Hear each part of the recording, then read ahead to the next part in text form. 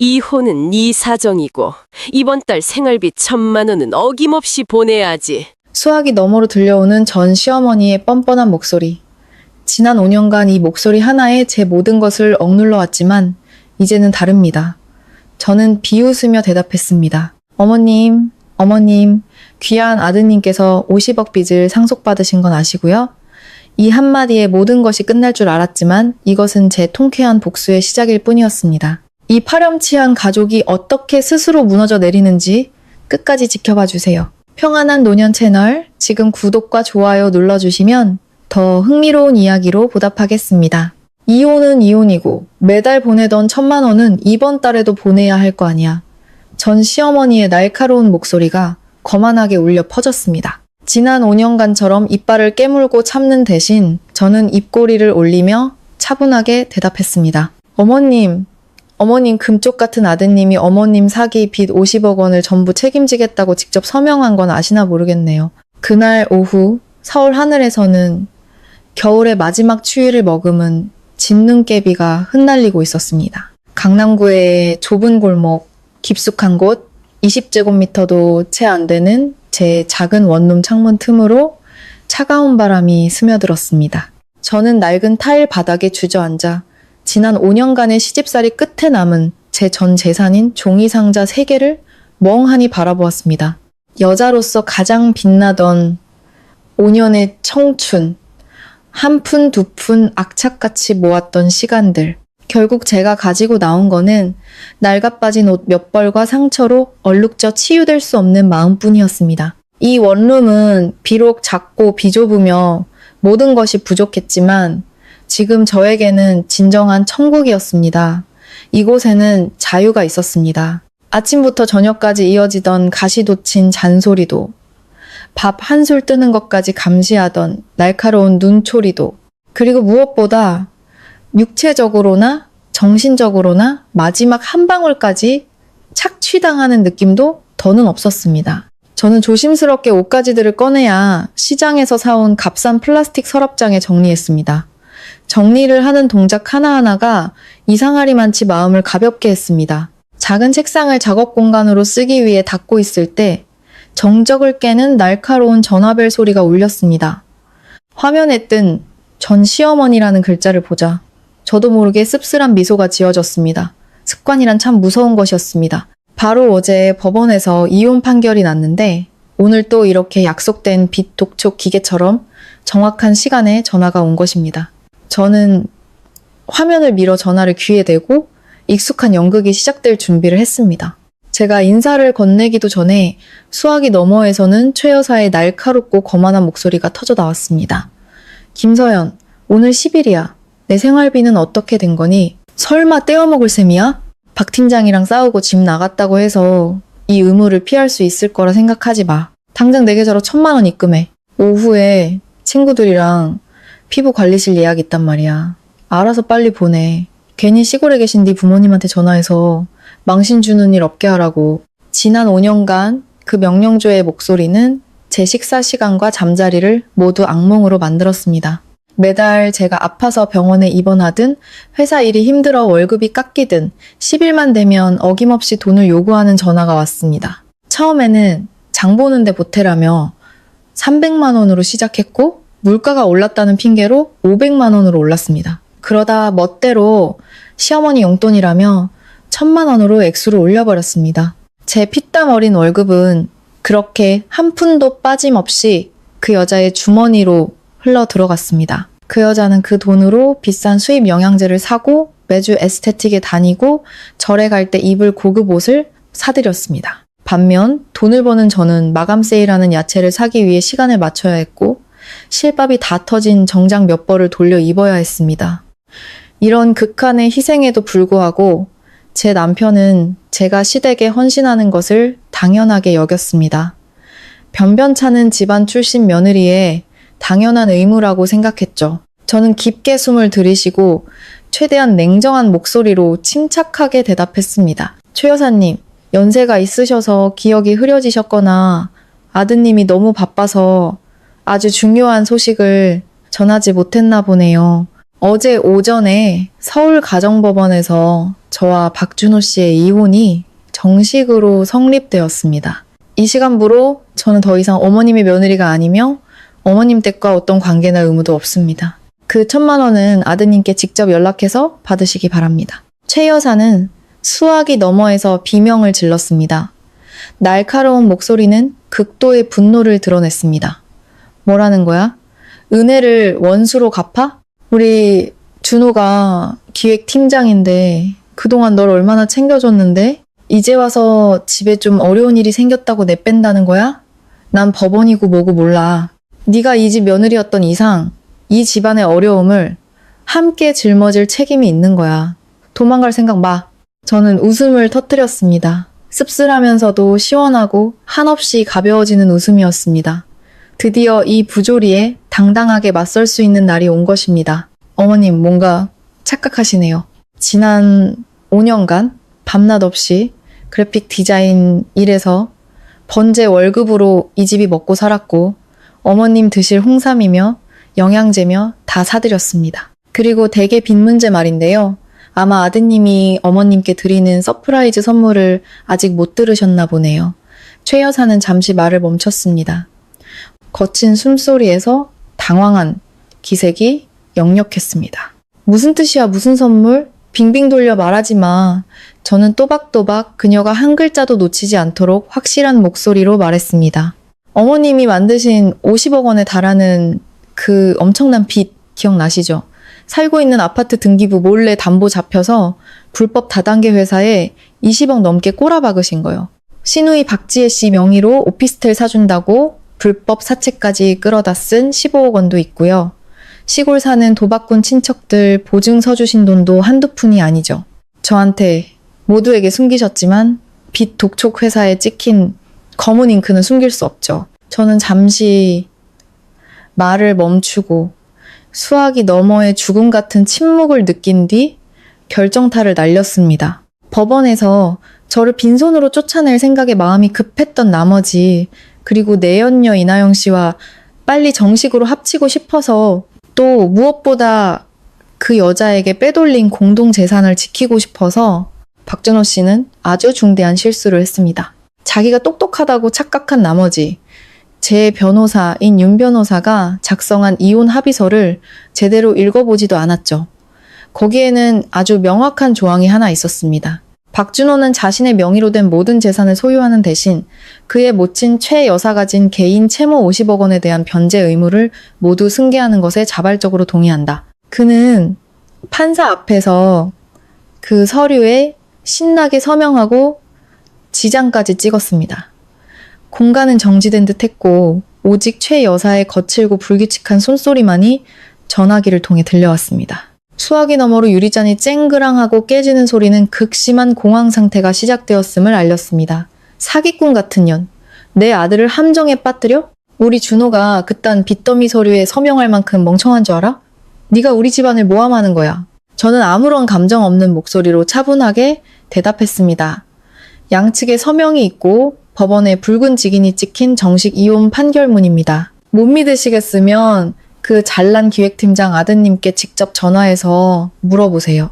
앞으로 그 50억 빚과 함께 즐겁고 행복하고 화목하게 사시길 바랍니다. 그리고 제발 자존심 좀 챙기셔서 다시는 제 인생에 전화해서 방해하는 일 없도록 해주세요. 안녕히 계세요. 저는 단호하게 전화를 끊고 최 여사의 번호를 영구 차단 목록에 넣었습니다. 천근만근의 짐을 벗어던진 듯 온몸이 가벼워졌습니다. 제 인생은 오늘부터 정말 새로운 페이지를 열었습니다. 저는 따뜻한 차 한 잔을 타서 창가에 앉아 서울의 저녁 비를 바라보았습니다. 빗물이 낡은 지붕의 먼지를 씻어내듯 저도 방금 지독했던 결혼 생활의 오물을 깨끗이 씻어냈습니다. 그들이 진실을 알게 되면 앞으로 더 큰 폭풍이 몰아치겠지만 저는 제 삶을 위해 맞서 싸울 준비가 되어 있었습니다. 손에 든 차가 채 식기도 전에 휴대폰 화면이 낯선 번호로 계속해서 밝아졌습니다. 누구인지 직감했지만 저는 태연하게 차를 한 모금 마시고 나서야 전화를 받았습니다. 예상대로였습니다. 전화가 연결되자마자 온갖 거친 욕설이 제 귀에 쏟아졌습니다. 이 독사 같은 년, 감히 날 함정에 빠뜨려? 변호사 고용해서 그 거지 같은 합의서에 사인하게 만든 거지. 그렇지? 당장 법원으로 돌아가서 그 서류 무효로 만들어. 준호였습니다. 평소 지적인 척 기획팀장으로서의 품위를 지키던 그의 목소리는 이제 공포와 분노로 완전히 망가져 있었습니다. 아마 그의 어머니가 방금 울고불고 난리를 치며 끔찍한 소식을 전했고 그는 허둥지둥 이혼 서류를 다시 펼쳐보고 나서야 상황 파악이 된 것이겠죠. 저는 휴대폰을 귀에서 조금 떼고 그가 소리치는 것이 끝나기를 기다렸다가 차갑게 말했습니다. 박준호 씨, 저는 당신을 함정에 빠뜨린 적도 목에 칼을 들이대고 서명을 강요한 적도 없어요. 그 합의서는 한글로 큰 글씨체로 인쇄되어 마지막 조정 기일 내내 당신 바로 앞에 놓여 있었습니다. 판사님도 재산 및 채무 분할 조항에 동의하는지 몇 번이나 물었고요. 법정 대리인들 앞에서 당신 입으로 똑똑히 동의한다고 말했잖아요. 준호는 더듬거렸습니다. 분노가 거친 숨소리 사이로 여실히 드러났습니다. 그때 네가 일부러 날 재촉했잖아. 변호사까지 데려와서 온갖 헛소리로 정신없게 만들고 우리 엄마 빚더미에 앉은 거 알면서 일부러 나한테 다 뒤집어 씌운 거잖아. 이 뱀 같은 년. 저는 비웃으며 이 비열한 남자의 실체를 거침없이 폭로했습니다. 피해자 코스프레는 그만하시죠, 박준호 씨. 당신이 합의서를 꼼꼼히 읽지 않은 건 내가 재촉해서가 아니에요. 진짜 이유는 당신의 그 작은 내연녀 이나영 씨에게 사줄 차와 명품을 위해 몰래 빼돌린 공동 재산을 지키려고 이 결혼을 빨리 끝내고 싶어서 안달이 났기 때문이죠. 시간을 끌면 내가 은행에 공동재산 내역 조회를 요청해서 법대로 절반을 나눌까봐 두려웠던 거고요. 당신은 나를 빈손으로 내쫓고 그 집에 그 여자를 들여 자유롭게 살고 싶었겠죠. 너무 치밀하게, 너무 탐욕스럽게 계산하다가 결국 자기 꾀에 자기가 넘어간 겁니다. 인생의 인과응보는 생각보다 빨리 와요, 박준호 씨. 수화기 너머는 침묵에 잠겼습니다.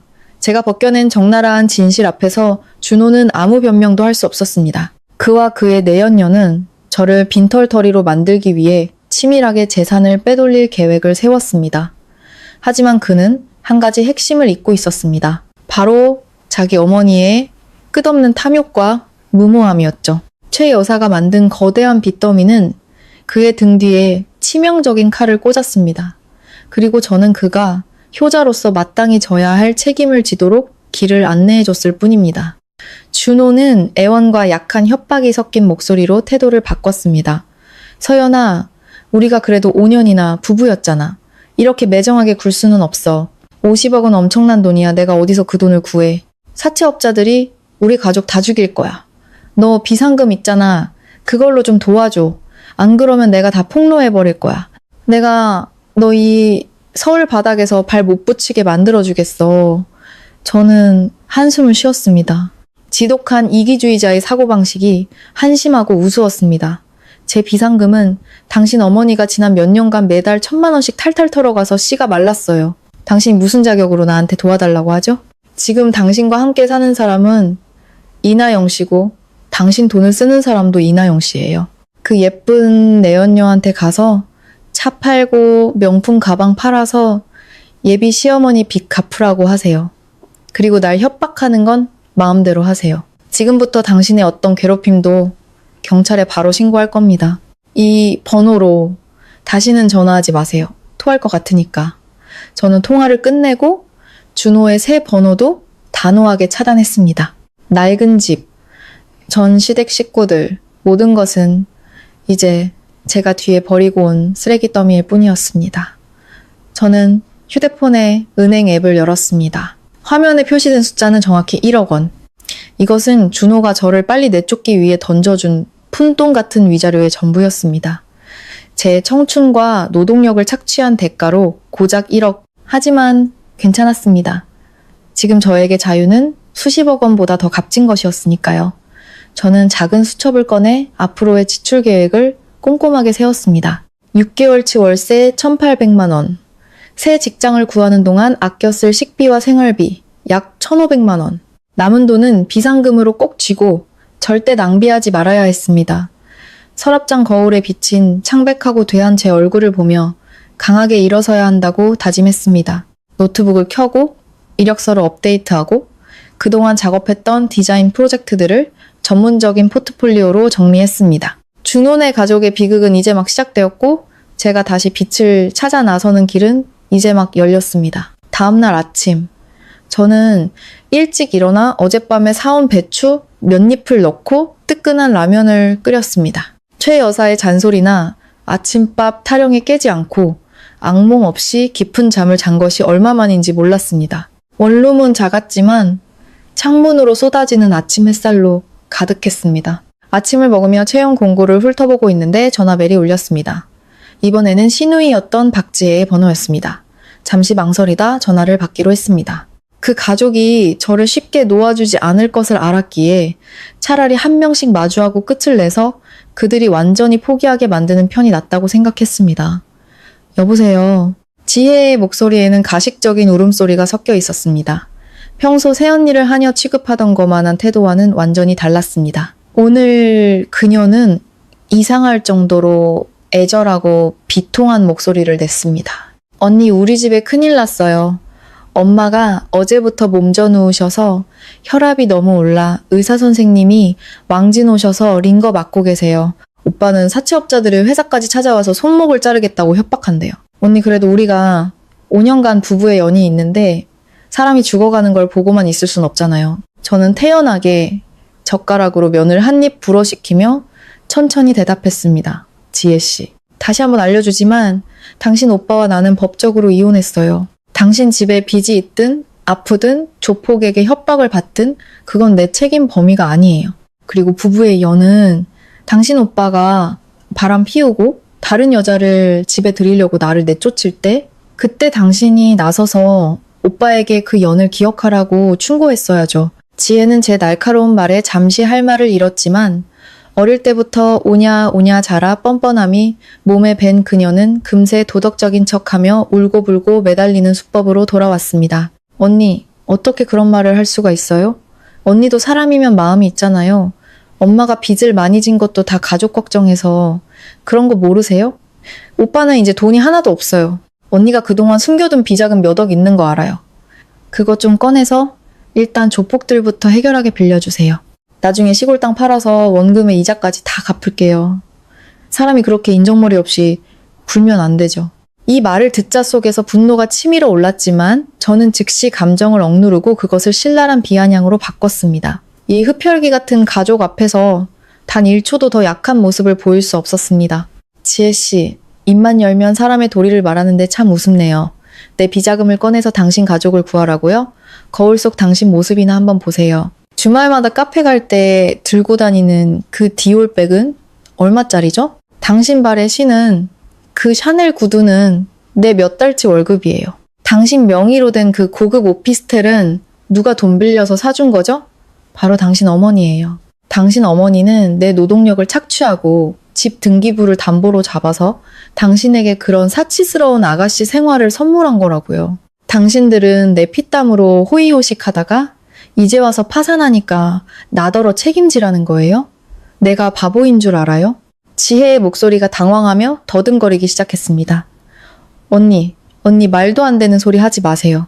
제 물건은 남자친구가 사준 거고 오피스텔은 엄마가 딸 시집가서 고생할까봐 사주신 거예요. 저한테 죄 뒤집어 씌우지 마세요. 저는 이 위선적인 시누이의 좁은 머릿속에 똑똑히 박히도록 한 글자 한 글자 힘주어 경고했습니다. 그 돈이 어디서 났든 지금 당신 어머니와 오빠는 50억 빚을 짊어지고 있어. 친딸로서 그 빚으로 직접적인 혜택을 본 사람으로서 당신이 무고한 공주님처럼 쏙 빠져나갈 수 있을 거라 생각하지 마. 경고하는데 지금 박준호 씨는 제 한 몸 건사하기도 힘들어. 채권자들은 조만간 당신의 그 고급 오피스텔로 찾아가서 당신 어머니가 빌린 돈을 받아내려 할 거야. 정말로 효심이 있다면 그 명품 가방, 명품 구두, 그리고 그 오피스텔까지 팔아서 어머니와 오빠를 구해. 다시는 나한테 전화하지 마. 당신네 그 뻔뻔한 가족한테 줄 돈은 단 한 푼도 없으니까 저는 전화를 끊었습니다. 곧바로 지혜의 번호를 지우고 모든 SNS 계정을 차단했습니다. 식탁 위의 라면은 언제 식었는지 모르겠지만 저는 이상하게 입맛이 돌았습니다. 돈이라는 핵심 이익에 부딪히자 그 가족의 가면이 한 겹씩 벗겨지고 있었습니다. 제 경고가 지혜를 잠 못 이루게 할 것을 잘 알았습니다.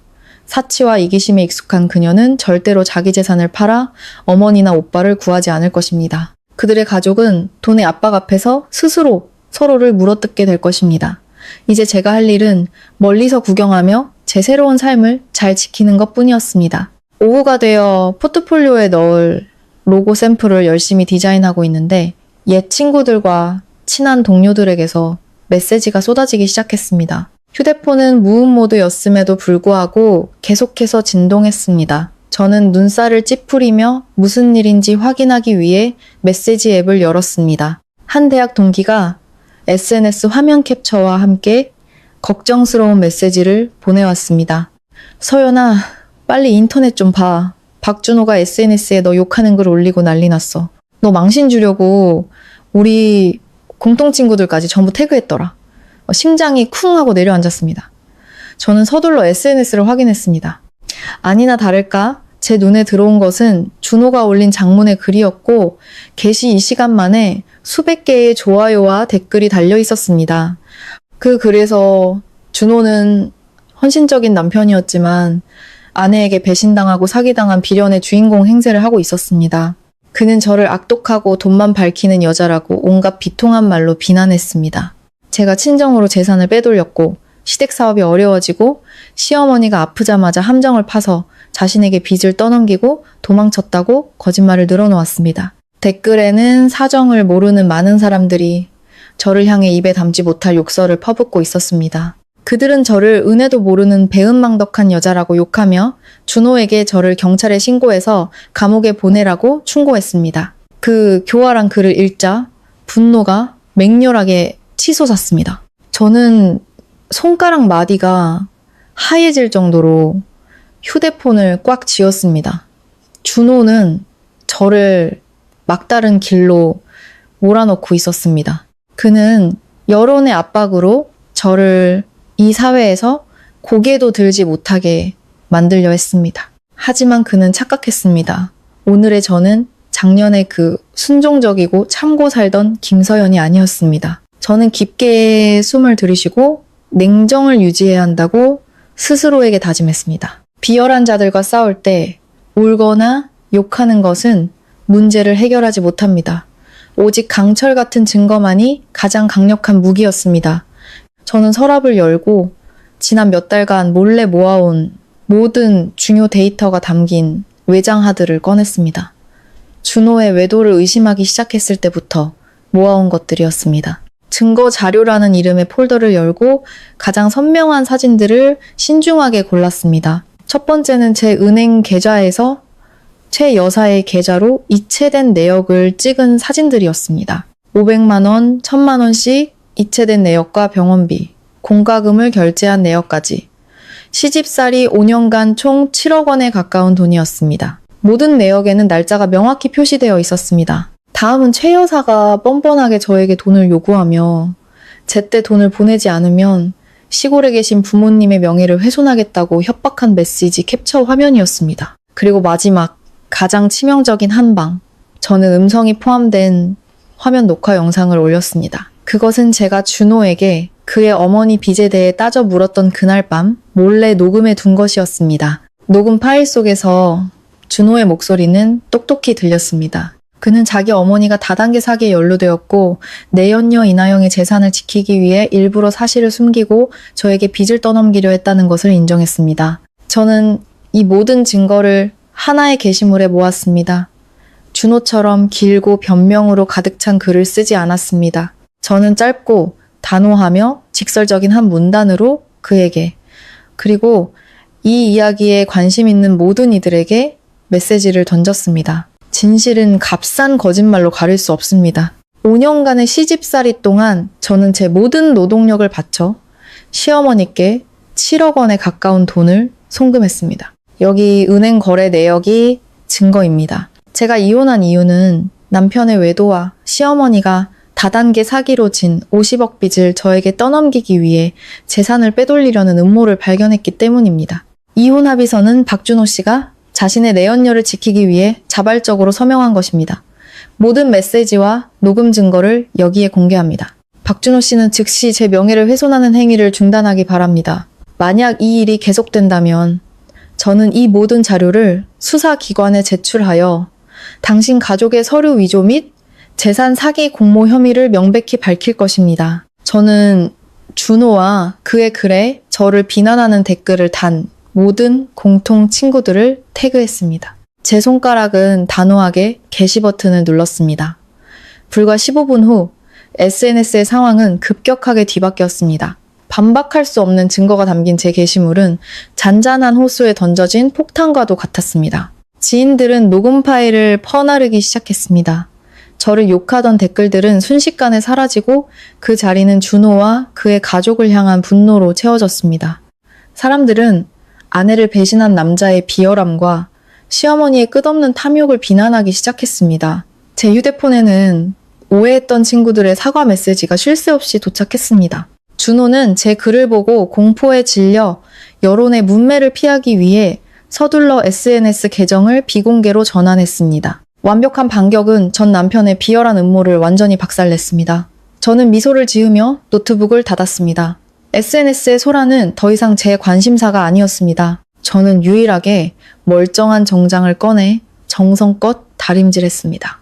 내일 저는 한 대형 미디어 회사의 디자인 팀장직 면접이 있었습니다. 전시댁이라는 폐허를 뒤로하고 저는 제 경력과 빛나는 미래를 다시 만들기 위해 모든 에너지를 집중하고 있었습니다. 면접은 기대 이상으로 순조로웠습니다. 풍부한 실무 경험과 결혼이라는 족쇄를 벗어던진 후 얻은 자신감 덕분에 저는 새로운 회사의 임원들을 쉽게 설득할 수 있었습니다. 저는 다음 주부터 매우 매력적인 초봉을 받으며 출근하게 되었습니다. 들뜬 마음에 시장에 들러 작은 생선 한 마리를 사서 저 자신을 위한 근사한 저녁 식사를 준비할 생각이었습니다. 원룸 문 앞에 다다랐을 때 저는 멈칫했습니다. 문 앞에는 낯선 남자가 저를 기다리고 있었습니다. 그는 값싼 검은 정장을 입고 두꺼운 뿔테 안경을 썼으며 달아빠진 서류 가방을 들고 있었습니다. 깡마른 얼굴에 날카로운 눈빛이 불편하게 느껴졌습니다. 제가 다가가는 것을 보자 그는 즉시 비즈니스 미소를 지으며 먼저 말을 걸었습니다. 김서연 씨 맞으시죠? 저는 신용정보회사 신한파이낸스의 법무팀장 김웅이라고 합니다. 제가 왜 찾아왔는지 아실 겁니다. 수소문 끝에 겨우 여기 새 주소를 알아냈습니다. 심장이 빠르게 뛰었지만 저는 겉으로는 평온하고 냉정한 태도를 유지했습니다. 문을 열지 않은 채 복도에서 팔짱을 끼고 그의 눈을 똑바로 쳐다봤습니다. 안녕하세요. 저는 신한파이낸스에 빚이 없습니다. 제 전 남편 박준호 씨를 찾으러 오셨다면 주소를 잘못 찾으셨네요. 저희는 공식적으로 이혼했습니다. 저는 그 사람이나 그 가족의 빚과 아무 관련이 없습니다.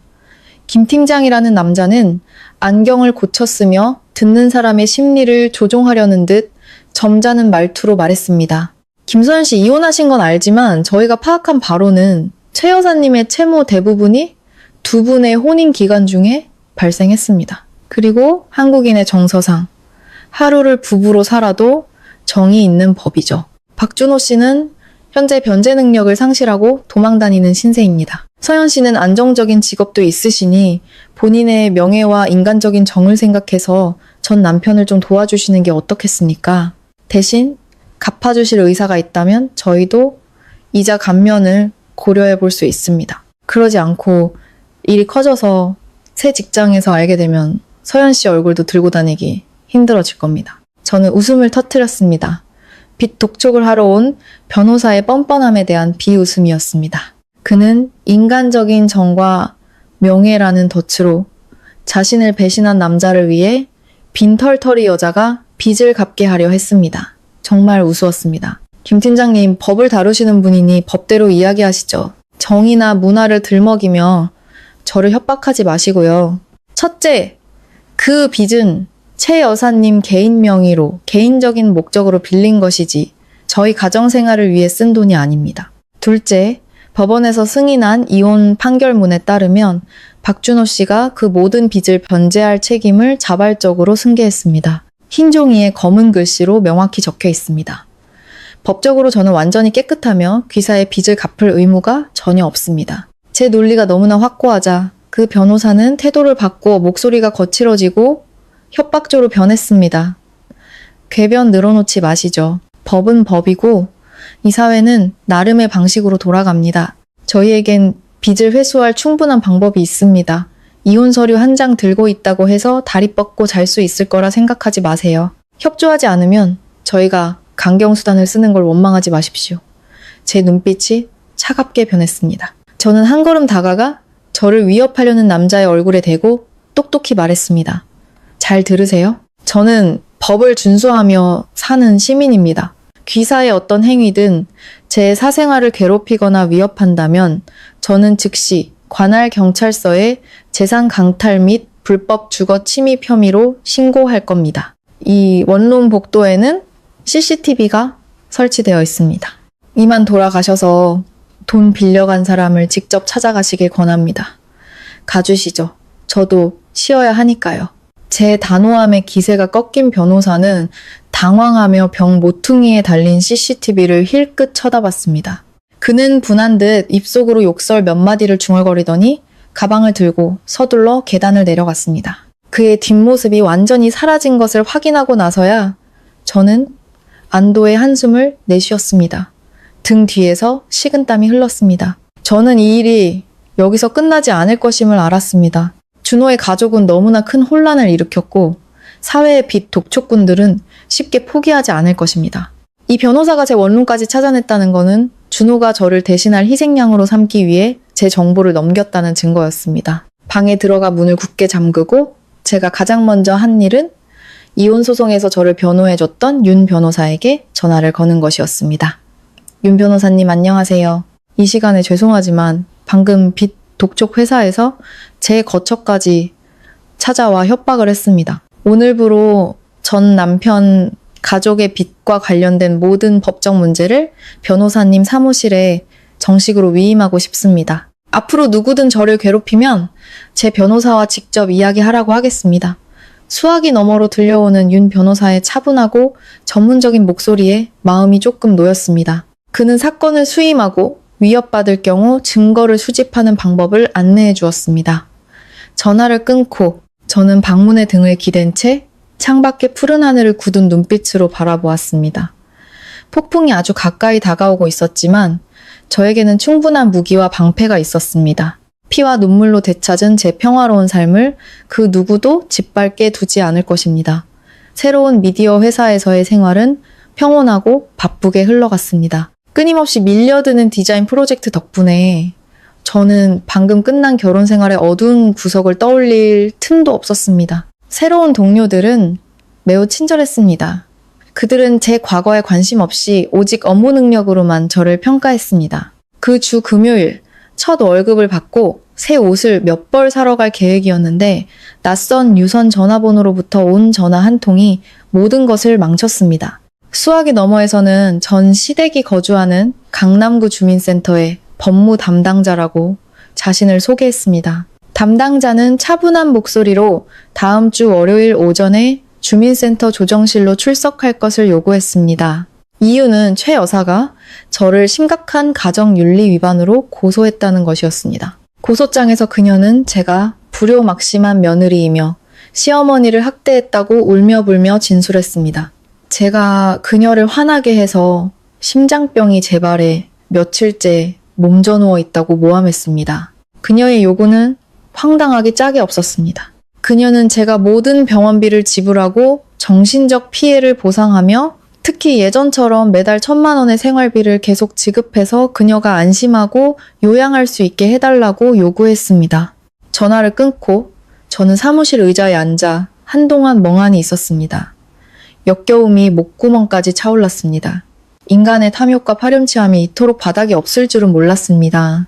그녀는 빚더미에 앉아있고 가족은 그녀의 탐욕 때문에 벼랑 끝에 서 있는데도 이혼한 사람의 마지막 남은 돈까지 뜯어내기 위해 이런 비열한 연극을 꾸밀 정신이 있었던 것입니다. 하지만 분노는 잠시뿐.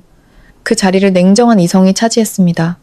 지금 물러서는 것은 스스로 무덤을 파는 것과 같다는 것을 알았습니다. 토요일 아침 저는 모든 서류, 메시지, 녹음 파일 등 관련 증거를 가지고 윤 변호사 사무실로 찾아갔습니다. 밝은 자연광이 가득한 사무실, 잘 정돈된 법률 서적들이 제게 절대적인 안정감을 주었습니다. 윤 변호사는 제가 병원 지인을 통해 복사해온 진단서와 제가 이사 나오기 전 준호 가족의 공용 이메일에서 우연히 수집한 전자영수증들을 꼼꼼히 대조하며 검토했습니다. 그는 안경을 고쳤으며 감탄 어린 눈빛으로 저를 바라보았고 제 철저한 준비성과 미래를 대비하는 능력에 칭찬을 아끼지 않았습니다. 그는 법적으로 주민센터 조정위원회는 법원의 판결 없이는 누구에게도 돈을 내거나 보상하라고 강요할 권한이 없다고 자세히 설명해 주었습니다. 이번 조정은 단지 민사적인 성격으로 양측의 합의를 권고하는 자리일 뿐이었습니다. 하지만 최 여사는 지방정부와 전통적인 도덕관념이 강한 나이든 통장님의 압력을 이용해 제 심리를 조종하려 하는 것이었습니다. 그녀는 동네 유력 인사들 앞에서 저를 망신시켜 제가 창피해서라도 돈을 내놓게 만들려는 속셈이었습니다. 우리는 오전을 꼬박 투자해 완벽한 반격 계획을 세웠습니다. 윤 변호사는 제가 그녀의 악어의 눈물에 직면했을 때 감정을 조절하는 방법을 알려주었습니다. 그는 절대 평정심을 잃거나 욕설을 하거나 큰 소리를 내서는 안 된다고 강조했습니다. 그것은 조정위원들의 반감만 살 뿐이라고요. 저의 유일하고 가장 강력한 무기는 흰 종이에 검은 글씨로 증명된 진실뿐이었습니다. 조정일 전날 밤 저는 단정하고 격식 있는 정작 각 서류 뭉치를 다시 확인하고 시간 순서대로 정리해서 검은 서류 가방에 넣었습니다. 거울 속 제 자신을 보니 완전히 다른 김서연이 서 있었습니다. 시어머니의 부당한 꾸짖음에 늘 고개를 숙이던 소심한 며느리는 더 이상 없었습니다. 오늘의 김서연은 독립적이고 주체적이며 위선적인 도덕을 내세워 자신의 인격을 짓밟으려는 자는 누구든 박살낼 준비가 된 여성이었습니다. 저는 내일의 전투를 위해 최상의 컨디션으로 일찍 잠자리에 들었습니다. 이 연극은 최 여사가 시작했지만 막을 내리는 사람은 분명 저일 것입니다. 월요일 아침 8시 정각, 저는 윤 변호사와 함께 주민센터 마당으로 들어섰습니다. 조정실은 2층에 있었고 꽤 넓은 공간에 커다란 합판으로 된 타원형 테이블이 놓여 있었습니다. 우리가 들어섰을 때 테이블 반대편에는 전 시댁 식구들이라는 배우들이 모두 자리에 앉아 있었습니다. 최 여사는 의자에 고개를 숙이고 앉아 있었는데 얼굴은 창백하게 분칠을 하고 이마에는 파스를 붙이고 있었습니다. 그녀는 칙칙한 갈색 옷을 입고 일부러 병약하고 초라한 노인처럼 보이려 애쓰고 있었습니다.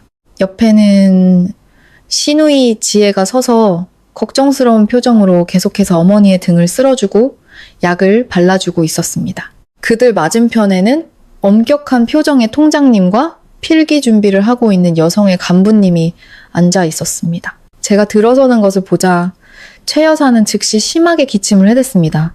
가식적인 기침 소리가 조용한 방 안에 건조하게 울려 퍼졌습니다. 통장님은 헛기침을 하며 모두에게 자리에 앉으라고 신호했습니다. 통장님은 가정의 전통, 이웃 간의 정, 그리고 자식의 도리에 대한 긴 연설로 회의를 시작했습니다. 그리고 나서 최 여사에게 고소 내용을 진술하라고 요청했습니다. 신호를 받은 최 여사는 즉시 울음을 터뜨렸습니다. 주름진 눈가에서 눈물이 흘러나왔고 떨리는 목소리와 어우러져 매우 비통한 장면을 연출했습니다. 그녀는 제가 냉혈한 며느리라고 장황하게 늘어놓았습니다. 제가 돈을 숨겨 친정으로 빼돌렸고 시댁이 조금 어려워지자마자 냉정하게 이혼하고 아픈 시어머니를 돌보지 않고 버렸다고 말했습니다. 심지어 제가 전화로 악담을 퍼부어 그 충격으로 혈압이 올라 며칠 동안 응급실 신세를 졌다고 큰 소리로 모함했습니다. 눈물 젖은 연설을 마친 그녀는 저를 손가락으로 가리키며 주민센터에서 자신의 억울함을 풀어주고 제가 병원비를 배상하고 계속해서 생활비를 지급하도록 만들어달라고 소리쳤습니다. 여성의 간부님은 혀를 차며 저를 다소 책망하는 눈빛으로 쳐다봤습니다. 통장님은 저를 향해 최 여사가 방금 제기한 비도덕적인 행위에 대해 해명하라고 엄격한 어조로 요구했습니다. 저는 침착하게 일어나 방에 있는 분들께 정중하게 인사했습니다. 저는 천천히 서류 가방을 열어 투명 비닐 파일에 잘 정리된 첫 번째 서류 뭉치를 꺼냈습니다. 통장님, 간부님, 저는 주민센터에서 지키고자 하시는 도리를 충분히 이해하고 존중합니다. 하지만 모든 비난에는 증거가 필요합니다.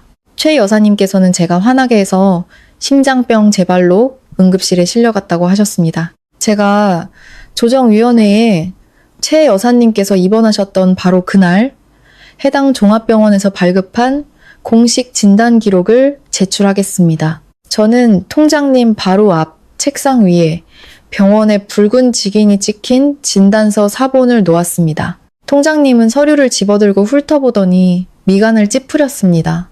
저는 모두가 들을 수 있도록 핵심 내용을 큰 소리로 읽었습니다.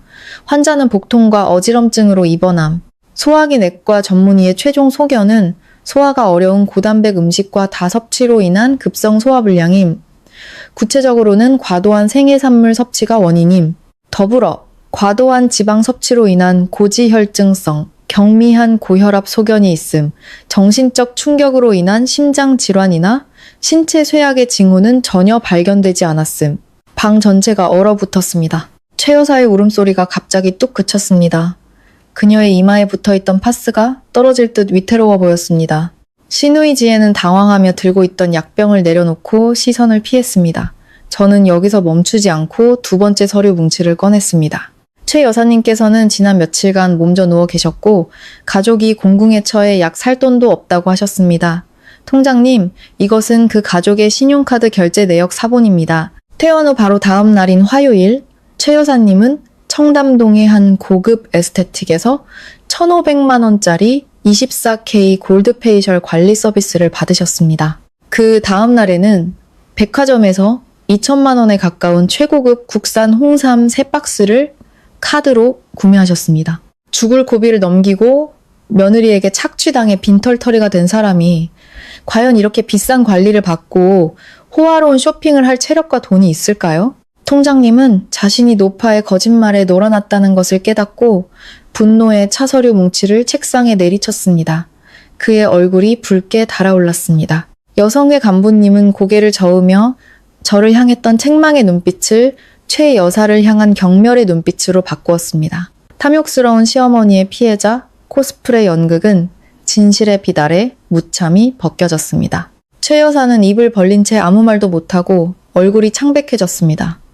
이제는 분장이 없어도 진짜 심장마비가 온 사람처럼 보일 정도였습니다. 숨 막히는 침묵이 조정실을 감쌌습니다. 통장님은 엄한 얼굴로 최 여사를 향해 권위 있는 목소리를 냈습니다. 통장님은 다른 시민을 모함할 목적으로 건강 상태를 속여 행정기관의 신뢰를 악용한 행위를 신랄하게 비판했습니다. 최 여사는 고개를 푹 숙이고 두 손을 꼭 잡은 채 벌벌 떨었습니다. 평소에 거만한 모습은 온데간데 없었습니다. 지혜는 불안한 표정으로 계속해서 누군가에게 휴대폰으로 메시지를 보내고 있었습니다. 통장님이 고소기각으로 조정을 마무리하려던 바로 그 순간 방문이 쾅 하는 소리와 함께 거칠게 열렸습니다. 모두가 놀라 돌아보았고 문지방에는 준호가 서 있었습니다. 항상 비싼 정장을 입고 향기 나는 왁스로 머리를 매만지던 그 잘난 기획팀장의 모습은 완전히 사라졌습니다. 제 앞에 서 있는 거는 초라하고 비참한 남자였습니다. 머리는 헝클어져 있고 셔츠는 구겨진 채 단추 2개가 풀려 땀으로 젖은 가슴이 드러나 있었습니다. 그의 눈은 핏발이 서 있었고 막다른 길에 몰린 짐승처럼 거친 숨을 몰아 쉬었습니다. 저를 보자마자 준호는 화살처럼 달려들었습니다. 공무원들이 있는 것도 아랑곳하지 않았습니다. 김서연, 이 악독한 년, 도대체 무슨 짓을 한 거야? 너 나랑 나영이 죽이려고 작정했어? 통장님이 벌떡 일어나 책상을 치며 준호에게 조용히 하고 질서를 지키라고 소리쳤습니다. 하지만 준호는 이미 이성을 잃은 듯 공무원의 경고를 무시하고 계속해서 저를 손가락질하며 소리쳤습니다. 조폭 10수명이 이나영 씨 회사 정문에 오물 뿌리고 난리 쳤어. 확성기 들고 내 이름이랑 나영이 이름 부르면서 온 동네가 떠나가라 소리 질렀다고. 회사에서는 이미지 실추시켰다고 바로 해고 통보했고, 나도 사장님한테 불려가서 빚 문제 해결될 때까지 직위 해제당했어. 이제 만족해? 우리를 죽음으로 몰아넣었으니 시원하냐고? 당장 그 빌어먹을 빚더미 다시 가져가.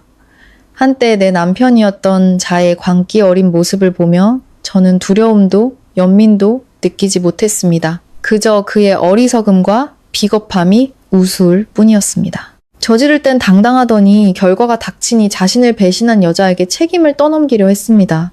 저는 윤 변호사에게 가만히 앉아있으라는 신호를 보내고 직접 한 걸음 나아가 준호와 마주섰습니다. 가방에서 두꺼운 서류 뭉치를 꺼내 책상 위에 세게 던졌습니다. 건조한 소리에 준호가 움찔하며 멈칫했습니다. 박준호 씨, 눈 똑바로 뜨고 잘 봐. 이건 내가 지난 5년간 먹을 거 안 먹고 입을 거 안 입어가며 당신 어머니께 송금한 모든 내역이야. 총 7억 원에 가까운 돈. 내 피와 땀 7억 원으로 당신 어머니의 사치스러운 생활을 유지했고 이 집에 밥 한 끼, 약 한 알까지 책임졌어. 그런데 당신은 우리 공동재산으로 내연녀 이나영에게 명품 가방 사줬잖아. 내가 회사에서 눈이 빠져라 야근할 때 우리 신혼침대에 그 여자를 끌어들였고, 당신은 당신 어머니와 공모해서 나를 빈손으로 내쫓고 자유로운 삶을 만끽하려 했지. 저는 깊게 숨을 들이쉬었습니다. 제 목소리는 칼날처럼 날카로워졌습니다. 이제 업보가 닥쳐서 빚쟁이들이 당신들 일터까지 찾아오니까 그 얼굴을 들고 와서 나더러 빚을 대신 갚으라고? 그 50억 빚은 당신 어머니가 만든 거고, 당신은 판사 앞에서 그 변제 의무를 승계하겠다고 자발적으로 서명한 사람이야.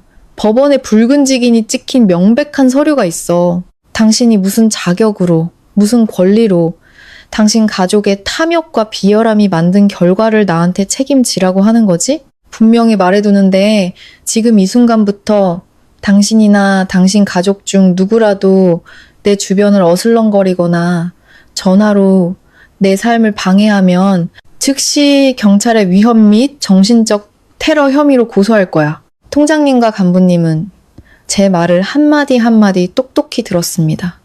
그들은 혐오스러운 눈빛으로 준호를 쳐다봤습니다. 통장님은 다가와 문을 가리키며 준호와 그의 가족에게 즉시 주민센터를 떠나라고 큰 소리로 명령했습니다. 조정은 전 시어머니 가족의 처참한 실패로 끝났습니다. 저는 통장님과 간부님, 그리고 윤 변호사에게 미소 지으며 감사 인사를 하고 고개를 든 채 그 숨막히는 방을 나섰습니다. 등 뒤에서는 최 여사가 자기의 멍청한 아들을 질책하는 시끄러운 욕설이 들려왔습니다. 주민센터에서의 싸움은 제가 재물이 되기를 바랐던 준호 가족의 마지막 환상까지 완전히 깨부쉈습니다. 그렇게 일주일이 평온하게 흘렀고 저는 모든 것이 정말로 끝났다고 생각했습니다. 작은 원룸을 다시 꾸미기 시작했고 창가에 작은 화분 몇 개를 놓았으며 맛있는 음식을 직접 해먹었습니다. 하지만 그 썩어 빠진 가족이 일으킨 파문은 주변 사람들을 가만두지 않는 듯 했습니다. 주중 어느 날 저녁, 장대비가 억수같이 쏟아졌습니다. 막 저녁을 먹고 난 참인데 밖에서 다급하고 요란한 노크 소리가 들렸습니다. 창문 틈으로 내다보니 원룸촌의 초라한 처마 밑에 서 있는 사람을 보고 저는 깜짝 놀랐습니다. 준호가 모든 것을 바쳐 지키려 했던 그의 작은 내연녀 이나영이었습니다. 그들의 몰래 찍은 데이트 사진에서 보았던 항상 디올백을 들고 빨간 립스틱을 바르던 세련되고 젊은 모습과는 거리가 멀었습니다. 지금의 이나영은 며칠 전에 준호만큼이나 비참해 보였습니다. 온몸은 비에 흠뻑 젖었고 머리카락은 화장기 없는 창백한 얼굴에 달라붙어 있었습니다. 비싼 명품 원피스는 흙탕물로 얼룩져 있었습니다. 제가 문을 열자마자 그녀의 다리에 힘이 풀린 듯 차가운 타일 바닥에 털썩 주저앉아 무릎을 꿇었습니다. 언니, 제발요. 제가 무릎 꿇고 빌게요. 준호 오빠 좀 구해주세요. 안 그러면 오빠 감옥에서 평생 썩어야 해요. 저는 한 걸음 물러서서 팔짱을 끼고 발치에서 처절하게 우는 여자를 차갑게 내려다보았습니다. 저는 그녀를 집 안으로 들이지도 일으켜 세워줄 생각도 없었습니다. 이나영 씨, 사람 잘못 찾아왔어요. 나는 경찰도 아니고 구세주도 아니에요. 당신 남편, 아니, 당신 애인에게 무슨 일이 생겼으면 당신이 해결해요. 나한테 문제 끌고 오지 말고요. 나영은 고개를 세차게 저으며 문턱을 굳게 붙잡았습니다. 눈물 콧물이 얼굴에 범벅이 되었습니다. 그녀는 두려움에 끊어지는 목소리로 사정을 늘어놓기 시작했습니다. 그녀의 공황 상태 속 고백 덕분에 저는 최 여사 가족이 일으킨 재앙이 얼마나 심각한지 제대로 이해할 수 있었습니다. 그것은 단순한 민사상의 채무 불이행을 훨씬 뛰어넘는 문제였습니다. 알고 보니 최 여사가 전 재산을 쏟아부은 그 회사는 단순한 다단계 회사가 아니라 최근 경찰청에서 소탕한 초대형 금융 사기 조직이었습니다. 최 여사는 피해자일 뿐만 아니라 수수료에 눈이 멀어 시골의 노인들과 순진한 친척들을 끌어들인 핵심 조직원이기도 했습니다. 하지만 최악의 상황은 바로 준호에게 있었습니다. 어머니가 금융사와 불법 사채업자 은행에서 거액을 빌릴 수 있도록 돕기 위해 경력 있는 기획팀장으로서 그는 자신의 직업적 기술을 악용했습니다. 그는 자신의 회사 직인을 위조하고 소득 증명 서류를 조작하여 최 여사를 위한 완벽한 대출 서류를 만들어냈습니다. 바로 오늘 오후 경제범죄수사팀이 집에 들이닥쳐 인장 및 문서 위조 그리고 사기 공모 혐의로 준호를 긴급 체포해 갔다는 것이었습니다. 언니, 준호 오빠가 잡혀갔어요. 경찰이 오빠 죄가 수십억 원이 걸린 아주 무거운 죄라고 했어요. 최 여사님은 그 소식 듣고 쓰러져서 지금 병원 응급실에 계세요. 저는 기댈 곳이 아무 데도 없어요. 사채업자들은 할부로 산 우리 오피스텔 뺏으려고 저를 찾아다녀요. 나영은 붉게 충혈된 눈으로 저를 올려다보며 제가 역겨워서 토할 것 같은 제안을 했습니다. 제발요, 언니. 경찰서에 가서 우리 좀 도와주세요. 언니가 그냥 혼인 기간 중에 재정 관리를 다 했고 서류 위조는 언니가 돈 문제로 압박해서 오빠가 어쩔 수 없이 한 거라고 말해주면 안 돼요? 아니면 언니가 책임 일부를 나눠줘서 오빠 형량 좀 줄여줘요. 언니는 회계 업무 경험도 있으니 법을 피하는 방법도 잘 알잖아요. 약속할게요. 준호 오빠 나오면 저희가 평생 빚 갚을게요. 평생 은인으로 모실게요. 저는 몇 초간 그 자리에 얼어붙었습니다. 세상에 이렇게 생각이 뒤틀리고 비천한 여자가 존재할 수 있다는 것을 믿을 수가 없었습니다. 그녀는 저에게 위증을 하라고, 저를 배신한 남자를 위해 대신 죄를 뒤집어 쓰라고 부추기고 있었습니다. 단지 그녀와 그 끔찍한 남자의 미래를 구하기 위해서 말입니다. 밖의 비는 점점 더 거세지는 듯 했습니다. 천둥 소리가 연이어 밤하늘을 갈랐습니다. 저는 나영보다 한 계단 높은 곳에 서서 고개 숙인 그녀의 정수리를 똑바로 내려다보았습니다. 5년 청춘의 모든 억울함과 상처가 순식간에 보이지 않는 힘으로 변해 제 정신을 그 어느 때보다 맑고 날카롭게 만들었습니다. 저는 화내거나 소리치지 않았습니다. 그저 그녀의 이기적인 껍데기를 꿰뚫을 만큼 차분하고 단호한 목소리로 말했습니다. 이나영 씨, 눈 똑바로 뜨고 날 봐요. 이 김서연이 당신들 손에 그렇게 쉽게 놀아날 바보로 보여요? 저는 한 걸음 물러서서 나영의 얼굴을 똑바로 가리켰습니다. 당신이 유부남과 몰래 옷을 벗고 내가 애써 장만한 신혼 침대에서 그를 끌어안았을 때 인간적인 정의라는 두 글자를 생각해 본 적은 있나요? 준호가 우리 부부의 공동계좌에서 빼돌린 돈으로 당신이 비싼 명품 가방을 들고 호화로운 여행을 다닐 때 양심의 가책은 느꼈나요? 당신은 내 노동의 결실을 빼앗고 승리자 행세를 하며 나를 빈손으로 길거리로 내쫓았죠.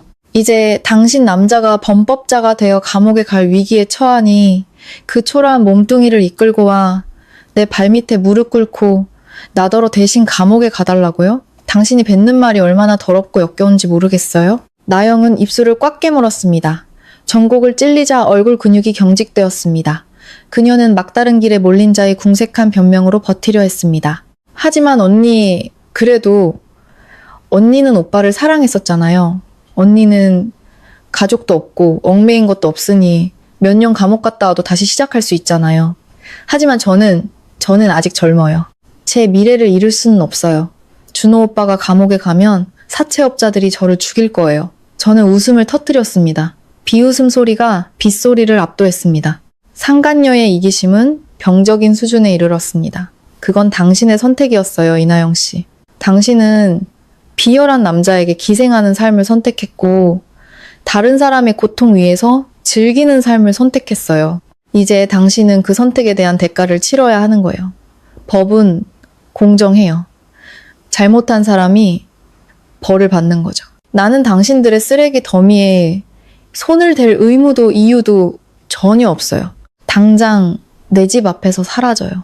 내가 경찰 불러서 당신을 쓰레기 치우듯 치워버리기 전에. 부드러운 애원이 통하지 않자 나영의 천박하고 뻔뻔한 본성이 즉시 드러났습니다. 그녀는 벌떡 일어나 분노로 가득 찬 눈으로 저를 쏘아보았습니다. 가식적인 눈물은 살기 어린 협박의 눈빛으로 바뀌었습니다. 좋은 말로 할 때 안 들으면 험한 꼴 볼 줄 알아. 네가 깨끗한 줄 알아? 네가 날 안 도와주면 내일 당장 네가 다니는 그 미디어 회사로 찾아갈 거야. 사장이랑 동료들한테 네가 얼마나 음란하고 악독한 여자인지, 전 남편을 감옥에 보내려고 함정을 팠는지 다 떠벌릴 거야. SNS 모든 커뮤니티에 사람 고용해서 너 망신 줄 거야. 내가 편히 못 살면 너도 이 바닥에서 고개 쳐들고 살 생각 마. 그녀의 흉포함 앞에서 저는 조금도 두렵지 않았습니다. 저는 태연하게 주머니에서 스마트폰을 꺼내 잠금을 해제했습니다. 비밀 폴더에 저장해둔 이미지 파일을 열어 나영의 얼굴 바로 앞에 들이밀었습니다. 이 나영 씨, 똑똑히 봐요. 이건 당신이 준호를 만나기 전에 다른 유부남 3명에게 보낸 메시지 캡처 화면이에요. 하룻밤 가격을 흥정하는 대화, 돈을 뜯어내기 위한 유혹의 말들, 내가 준호의 외도를 의심하기 시작했을 때 고용한 흥신소에서 수집한 것들이죠. 내가 아무 무기도 없이 빈손으로 나온 줄 알았어요. 당신 부모님, 시골에서 존경받는 퇴직 교사시죠. 만약 내가 이 증거들을 전부 인쇄해서 당신 부모님의 옛 학교로, 당신 가족이 사는 동네 이장님께 우편으로 보내고 당신이 방금 잘린 회사 이메일에도 첨부하면 어떻게 될까요? 이 사회에서 누가 고개도 못 들고 살게 될까요? 나영의 얼굴색이 붉은색에서 종이처럼 하얗게 변했습니다. 방금 전의 기세는 바람 빠진 풍선처럼 순식간에 꺼져버렸습니다. 그녀는 몇 걸음 물러서며 제 손에 들린 휴대폰을 마치 악마를 본 듯한 공포 어린 눈으로 쳐다봤습니다. 그녀의 협박은 뚫을 수 없는 강철 벽에 부딪힌 것입니다. 너 같은 사람이랑 손 더럽히기 싫어서 그동안 조용히 있었어. 하지만 한 번만 더 입을 열어 날 협박하면 인생 나락이 뭔지 똑똑히 보여주겠어. 당장 꺼져. 나영은 비틀거리며 물러서다 계단에서 미끄러져 넘어질 뻔했습니다. 그녀는 공포에 질려 고개를 돌려 칠흑 같은 빗속으로 뛰어들어 뒤도 돌아보지 않고 좁은 골목을 빠져나갔습니다. 저는 태연하게 문을 쾅 닫고 3개의 잠금장치를 모두 단단히 걸었습니다. 밖에서는 폭풍이 죄지은 자들을 향해 울부짖고 있었지만 제 작은 방 안은 여전히 따뜻하고 평화로웠습니다. 그 폭풍 후 치던 밤, 뻔뻔한 내연녀를 문 밖으로 쫓아낸 후 저는 며칠간은 평온할 것이라고 생각했습니다. 경찰이 정식으로 수사에 착수했고 준호가 구속되면서 전 시댁이라는 개미지옥은 극도의 혼란에 빠졌을 것입니다. 저는 그저 일에 집중하고 모든 시비에서 벗어나면 충분하다고 스스로에게 다짐했습니다. 하지만 저는 막다른 길에 몰린 여자의 광기를 너무 얕보고 있었습니다. 그날 밤, 시계가 새벽 이시를 가리켰고 동네는 고된 하루를 마친 사람들의 깊은 잠으로 고요했습니다. 저는 깊은 꿈에 빠져 있었는데 쨍 하는 날카로운 소리에 소스라치게 놀라 잠에서 깼습니다.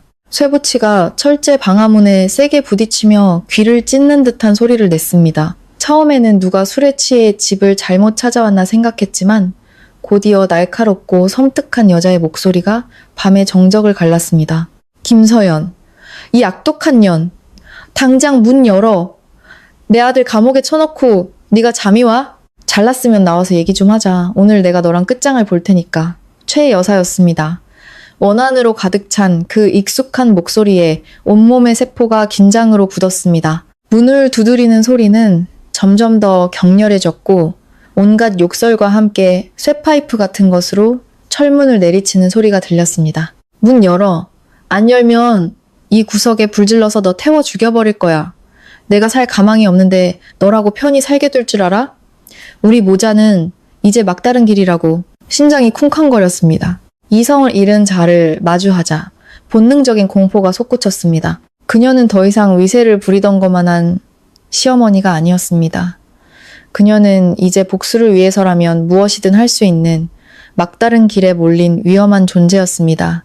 저는 소리 없이 침대에서 내려와 그녀를 더 자극하지 않기 위해 불을 켜지 않았습니다. 3개의 잠금 장치를 다시 확인하고 빗장이 단단히 걸렸는지 확인했습니다. 휴대폰을 꺼내 플래시를 켠 채 동영상 녹화 모드로 환기창 틈새에 렌즈를 갖다 댔습니다. 골목의 희미한 가로등 불빛 너머로 최 여사의 모습은 끔찍하게 그지없었습니다. 그녀는 흐트러진 잠옷 차림에 머리카락이 얼굴 절반을 가리고 있었습니다. 양손에는 큰 쇠파이프를 들고 계속해서 제 방문을 내리치고 있었습니다. 그녀의 발찌에는 휘발유 냄새가 진동하는 플라스틱 병이 놓여 있었습니다. 그녀는 정말로 불을 지를 작정이었습니다. 단 1초도 지체하지 않고 저는 112에 전화를 걸어 신속 대응팀에 신고했고 곧이어 관할 파출소에도 전화를 걸었습니다. 저는 또박또박 간결하게 주소와 함께 살인 및 방화 위협이 있는 긴급 상황임을 알렸습니다. 소란에 주변 이웃들이 잠에서 깼습니다.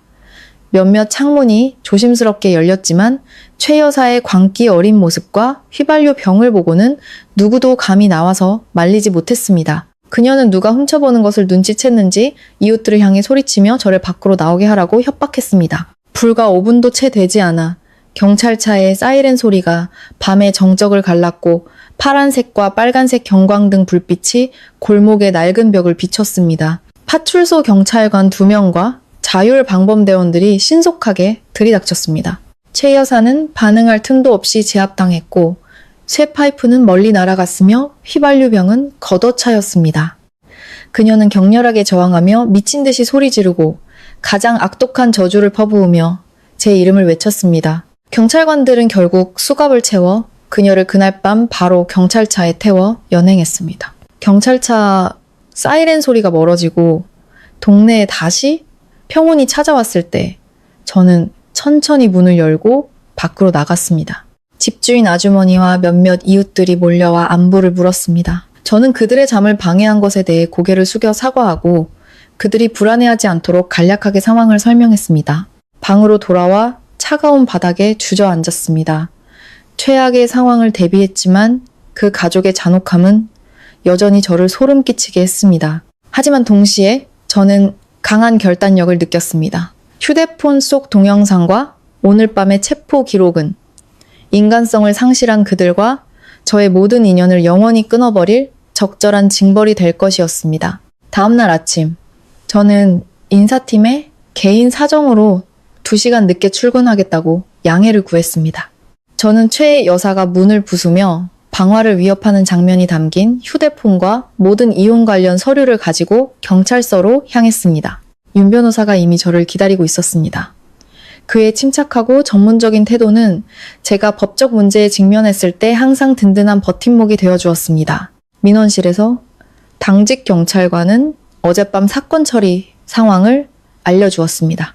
최 여사는 공공질서 문란과 타인의 생명 및 재산 위협이라는 2가지 중대한 혐의로 입건되었습니다. 그녀가 휘발유로 의심되는 액체와 흉기를 소지하고 있었기 때문에 사안이 복잡하여 경찰은 동기를 명확히 밝히기 위해 그녀를 행정 구류하기로 결정했습니다. 윤 변호사는 경찰에 최 여사와 그 가족 전원에 대한 접근 금지 명령을 신청했습니다. 또한 그는 최 여사가 그동안 저지른 명예훼손, 모욕, 그리고 정신적 피해에 대한 손해배상을 청구하는 민사소송을 정식으로 제기했습니다. 제가 제공한 증거는 너무나 명확하고 충분했습니다. 담당 경찰관은 신속하게 서류를 접수하고 법에 따라 엄정하게 처리할 것을 약속했습니다. 서류 절차가 완료되기를 기다리는 동안 저는 우연히 한 형사가 동료와 다단계 사기 사건에 대해 이야기하는 것을 듣게 되었습니다. 준호의 이름이 여러 번 언급되었습니다. 알고 보니 구치소에 있는 전 남편의 상황은 제가 상상했던 것보다 훨씬 더 비참했습니다. 남의 돈으로 편안하게 사는데 익숙했던 준호는 차가운 감방의 내 벽에 직면하자 완전히 무너져 내렸습니다. 경찰관은 첫 번째 조사에서 준호가 어린아이처럼 처절하게 울었다고 말했습니다. 평소에 거만하고 지적인 척 하던 모습은 온데간데없고 비겁하게 남탓만 하는 모습만 남았다고 했습니다. 그는 모든 죄를 친어머니가 강요했다고 진술했습니다. 최 여사가 수술의 욕심에 눈이 멀어 자신을 서류 위조의 길로 몰아넣었다고 말입니다. 그는 자신의 책임은 조금도 인정하지 않았습니다. 어머니를 팔아넘기는 것에 그치지 않고 내연녀 이나영을 미친 듯이 저주했습니다. 그는 수사관에게 이나영이 바로 재앙의 근원이며 돈에 굶주려 자신을 꿰어 아내를 버리게 만들었고 결국 자기 가족에게 불행을 가져왔다고 진술했습니다. 그는 저를 만나게 해달라고 애원하며 제가 피해 금액을 일부 변상해주면 감형을 받을 수 있을 것이라는 희망을 품고 있었습니다. 그 말을 듣고 저는 그저 고개를 저을 뿐이었습니다. 끝까지 비열하고 무책임한 인간.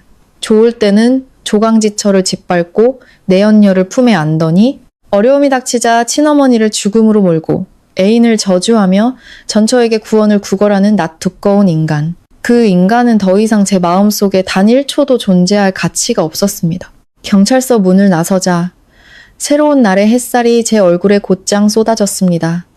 따뜻하고 눈부셨습니다. 윤 변호사가 제 어깨를 가볍게 두드리며 격려의 미소를 지었습니다. 그는 접근 금지 명령과 법의 강력한 개입으로 그 가족이 더 이상 제 삶을 방해할 기회는 없을 것이라고 확신시켜 주었습니다. 저는 헌신적인 변호사에게 진심으로 감사 인사를 전하고 택시를 잡아 곧장 회사로 향했습니다. 과거라는 이름의 먹구름은 정말로 흩어졌습니다. 저는 서울의 가을 아침 맑은 공기를 깊게 들이마시고 완전히 새로운 마음으로 사무실에 들어서 하루를 시작했습니다. 그 혼란스러웠던 밤 이후로 거의 한 달이 흘렀습니다. 제 삶은 점차 안정적인 궤도에 들어섰습니다. 미디어 회사에서의 일은 매우 순조로웠습니다. 저는 이사회의 높은 평가를 받아 예상보다 일찍 디자인 팀장으로 정식 발령받았습니다. 새로운 동료들은 매우 열정적이고 개방적이었습니다. 그들은 제가 이혼의 아픔에서 벗어나 완전히 일에 몰두할 수 있는 전문적인 환경을 만들어 주었습니다. 주말에는 원룸에 틀어박혀 있는 대신 건강을 단련하고 인맥을 넓히기 위해 등산 동호회에 가입했습니다. 바로 그곳에서 저는 우연히 태우 씨를 알게 되었습니다. 그는 외국계 IT 기업에서 일하는 엔지니어였습니다. 태우 씨는 준호처럼 화려하고 세련된 외모는 아니었지만 강인하고 따뜻한 매력이 있었습니다.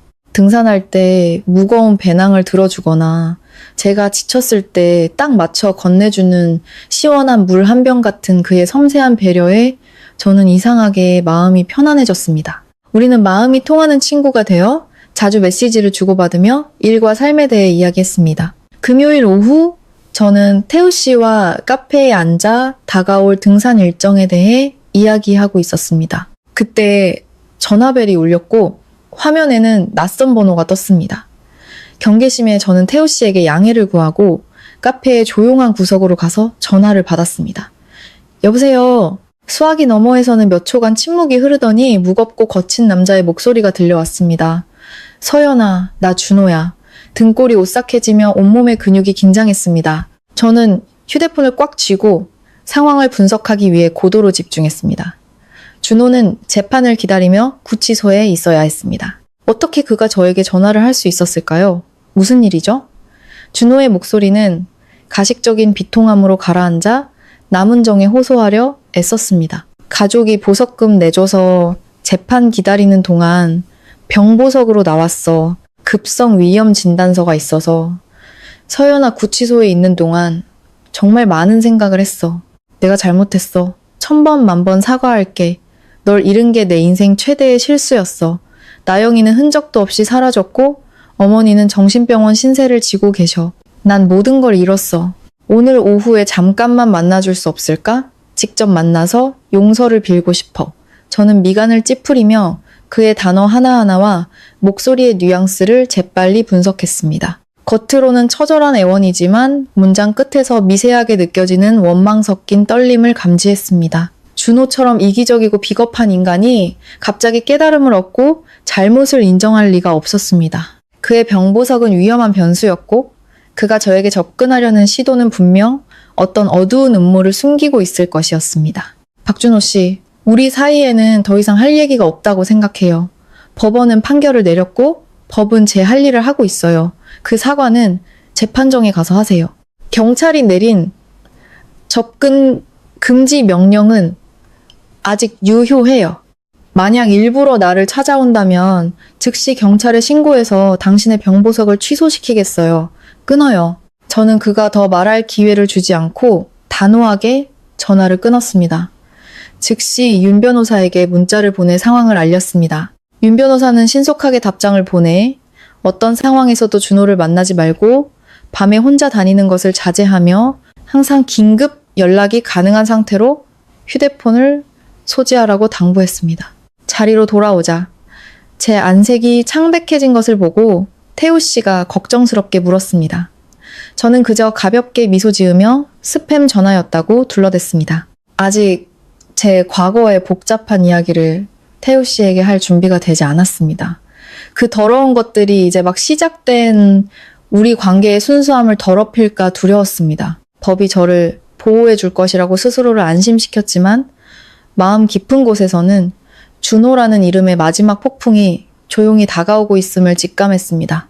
연말이 되자 회사 업무는 점점 더 바빠졌습니다. 연이은 행사 디자인 프로젝트 때문에 저는 자주 늦은 밤까지 야근을 해야 했습니다. 그날은 주중이었고 서울 거리는 새로 몰아닥친 북서풍에 살을 애는 듯한 추위로 잠겨 있었습니다. 저는 마지막 도면을 완성하고 컴퓨터를 끈 뒤 두꺼운 코트를 걸치고 회사를 나섰습니다. 시계는 이미 밤 9시를 가리키고 있었습니다. 거리는 한산했습니다. 저는 회사에서 약 500m 떨어진 버스 정류장을 향해 걸었습니다. 가로등의 희미한 노란 불빛이 축축한 아스팔트 바닥을 비추며 쓸쓸한 풍경을 만들었습니다. 정류장에는 아무도 없었습니다. 저는 옷깃을 여미고 막차를 기다리며 텅 빈 거리를 바라보았습니다. 갑자기 헤드라이트를 끈 검은색 7인승 승합차 한 대가 다가와 보도블록 바로 옆에 멈춰 섰습니다. 제가 서 있는 곳에서 불과 2m도 안 되는 거리였습니다. 혼자 사는 여자의 본능적인 경계심에 저는 몇 걸음 물러서며 코트 주머니에 손을 넣어 항상 가지고 다니던 작은 호신용 스프레이를 꽉 쥐었습니다. 갑자기 차량 뒷문이 활짝 열렸습니다.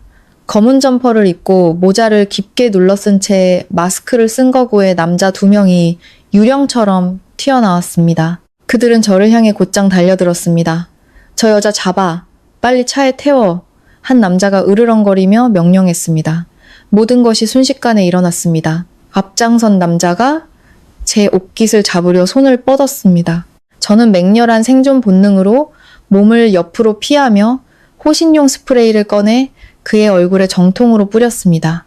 남자는 고통스러운 비명을 지르며 두 손으로 눈을 감싸고 물러섰지만 두 번째 남자가 이미 뒤에서 덮쳐왔습니다. 그는 강철 같은 팔로 제 목을 조르고 다른 손으로 제가 소리치지 못하게 입을 막으려 했습니다. 숨이 막히는 느낌과 함께 그의 몸에서 나는 역겨운 담배 냄새가 얼굴에 확 끼쳐왔습니다. 저는 격렬하게 발버둥치며 금속 장식이 달린 가방으로 그의 머리와 어깨를 연달아 내리쳤습니다. 저는 마지막 남은 힘을 다해 비명을 질렀습니다. 살려주세요. 납치해요. 살려주세요. 남자는 거친 욕설을 내뱉으며 활짝 열린 차문 쪽으로 저를 질질 끌고 갔습니다. 몸싸움을 하는 동안 제 구두굽이 보도블록 턱에 걸려 발목이 심하게 꺾였습니다. 발목부터 뇌까지 찌르는 듯한 고통에 저는 주저앉았지만 손으로는 버스 정류장 표지판 기둥을 필사적으로 붙잡고 놓지 않았습니다. 바로 그 절체절명의 순간 야간 순찰 중이던 경찰차의 환한 헤드라이트 불빛이 정류장을 정통으로 비췄습니다. 특유의 사이렌 소리가 요란하게 울려 퍼졌습니다. 비정상적인 몸싸움을 발견한 순찰팀은 즉시 속도를 높여 접근했습니다. 경찰이다! 저 여자 놔주고 튀어! 검은 승합차 운전석에 앉아있던 남자가 다급하게 소리쳤습니다. 제 목을 조르던 남자는 깜짝 놀라 황급히 손을 놓고 저를 거칠게 밀어 넘어뜨렸습니다. 얼굴을 가린 두 남자는 허둥지둥 차에 올라타 문을 쾅 닫았습니다. 차는 굉음을 내며 보도블록 위로 올라섰다가 어둠 속으로 쏜살같이 사라졌습니다. 저는 차가운 바닥에 쓰러져 부어오르는 발목을 감싸 안고 공포에 질려 거친 숨을 몰아쉬었습니다. 2명의 경찰관이 신속하게 차에서 내려 한 명은 저를 부축하러 달려왔고 다른 한 명은 무전기로 본부에 긴급 연락을 취했습니다. 납치범들의 인상차게와 차량 번호를 알리고 모든 도로를 차단할 것을 요청했습니다. 저는 경찰차에 태워져 가장 가까운 병원으로 이송되어 상처를 치료받고 초기 진술을 했습니다. 생사의 경계를 넘나드는 끔찍한 악몽이었습니다. 발목 상처는 다행히 인대가 늘어난 정도였습니다. 의사는 부목을 대주고 진통제를 처방해 주었습니다. 그날 밤 저는 경찰서 형사과로 이송되었습니다. 몸은 극도로 아프고 피곤했지만 정신은 이상할 정도로 맑았습니다.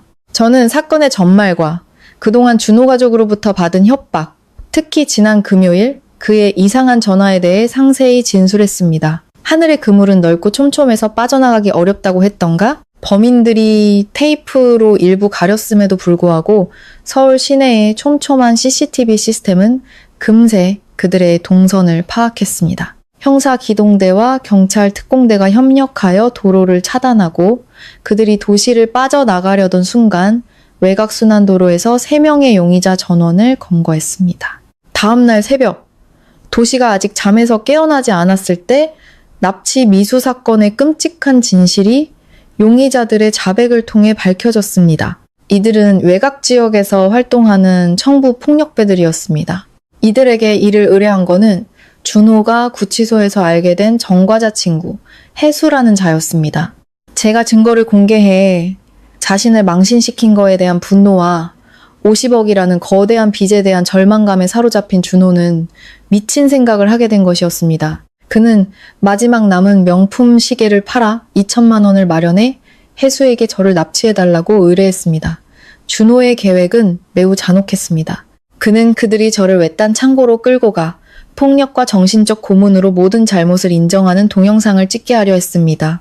그는 자신이 미리 작성해둔 가짜 문서에 제가 목숨을 부지하는 대가로 50억 빚을 자발적으로 떠안겠다고 서명하도록 강요할 계획이었습니다. 수사관이 건네준 진술 요약서를 읽으며 저는 뼛속까지 소름이 돋는 것을 느꼈습니다. 5년간 저와 한 이불을 덮었던 남자가 이제는 이토록 잔인한 악마가 될 수 있었던 것입니다. 그는 인간성을 상실하고 막다른 길에 몰린 짐승의 본능만 남았습니다. 충분한 진술과 물증이 확보되자 특별수사팀이 즉시 준호의 임시거처로 출동했습니다. 방문이 걷어차이고 도망치기 위해 짐을 싸던 준호는 그 자리에서 체포되었습니다. 이번에는 더 이상 어떤 관용도 없었습니다. 그는 긴급 체포되었고 차가운 수갑이 그의 손목을 채워 짧은 자유를 완전히 끝냈습니다. 거주지 이탈 금지 명령 위반에 재산 강탈 및 살인 위협을 목적으로 한 납치 교사 혐의까지 더해져 준호는 극히 무거운 형사처벌을 받게 될 것이었습니다. 죄는 죄를 낳았습니다. 저는 경찰서 대기실에 앉아 유리창을 통해 비치는 첫 새벽 햇살을 맞았습니다. 발목의 통증은 여전했지만 지난 몇 달간 제 마음을 짓누르던 보이지 않는 짐이 완전히 사라졌습니다. 악은 악으로 벌을 받는 법. 준호의 모든 비열한 음모는 법의 심판 아래 산산조각 났습니다. 저는 이제 정말로 안전하다는 거를 알았습니다. 창밖 하늘은 더없이 맑았고 제 인생은 가장 눈부신 여명을 맞이하고 있었습니다. 발목 부상 때문에 며칠간 병가를 내고 집에서 쉬어야 했습니다. 이 기간 동안 저는 거의 원룸에만 틀어박혀 있었습니다. 끔찍했던 납치 미수 사건의 충격에서 벗어나기 위해 모든 SNS 알림을 껐습니다. 준호의 사건은 경찰에서 신속하게 수사하여 기소 의견으로 송치될 예정이었습니다. 저는 시끄러운 날들이 잠시 멈췄다고 생각했습니다. 어느 늦은 오후 경찰서에서 또다시 전화가 걸려오기 전까지는 말입니다. 사건 담당 수사관이 새로운 정황을 확인하기 위해 급히 경찰서로 와달라고 요청했습니다. 직감적으로 준호 가족의 남은 문제와 관련이 있다는 불길한 예감이 들었습니다. 저는 통증을 참고 택시를 타고 경찰서로 향했습니다. 차가운 형광등 불빛이 비추는 사무실에서 경찰관은 제 앞에 푸른색 잉크로 휘갈겨 쓴 떨리는 필체의 편지 사본 한 장을 놓았습니다. 종이 왼쪽 상단에는 눈물 자국처럼 보이는 누런 얼룩이 있었습니다. 경찰관은 침착한 목소리로 충격적인 소식을 전했습니다. 어제 오후 이나영이 할부로 산 오피스텔에서 쫓겨난 후 새로 구한 허름한 원룸에서 다량의 수면제를 복용했다는 것이었습니다. 다행히 월세를 받으러 온 집주인 아주머니가 이상한 낌새를 채고 문을 두드려도 대답이 없자 사람들을 불러 문을 부수고 들어가 그녀를 병원으로 옮겨 위세척을 받게 했습니다. 현재 그녀는 위독한 상태는 넘겼지만 병원에서 철저한 감시를 받고 있었습니다. 책상 위에 놓인 편지는 바로 나영이 자살을 시도하기 전에 남긴 유서였고 그 내용은 대부분 저를 겨냥하고 있었습니다. 경찰관은 유서에 제가 그녀를 정신적으로 학대하고 막다른 길로 몰았다는 비난이 담겨 있으니 셔를 꼼꼼히 읽고 입장을 밝혀달라고 요청했습니다. 저는 종이를 들고 맹목적인 증오로 가득 찬 글자들을 훑어보았습니다. 나영은 자신의 인생이 오늘날처럼 비참해진 것은 전적으로 저의 악독하고 무자비함 때문이라고 썼습니다. 그녀는 제가 무정하게 모든 증거를 SNS에 공개해 자신을 실직시키고 명예를 잃게 만들었다고 비난했습니다. 그녀는 제가 잔인하게 준호를 감옥에 보내 사채업자들이 자신을 죽이려 들 때 유일한 기댈 곳마저 잃게 만들었다고 원망했습니다. 편지 마지막에는 자신의 죽음이 평생 저를 따라다닐 양심의 가책이 될 것이라는 저주에 찬 말을 남겼습니다.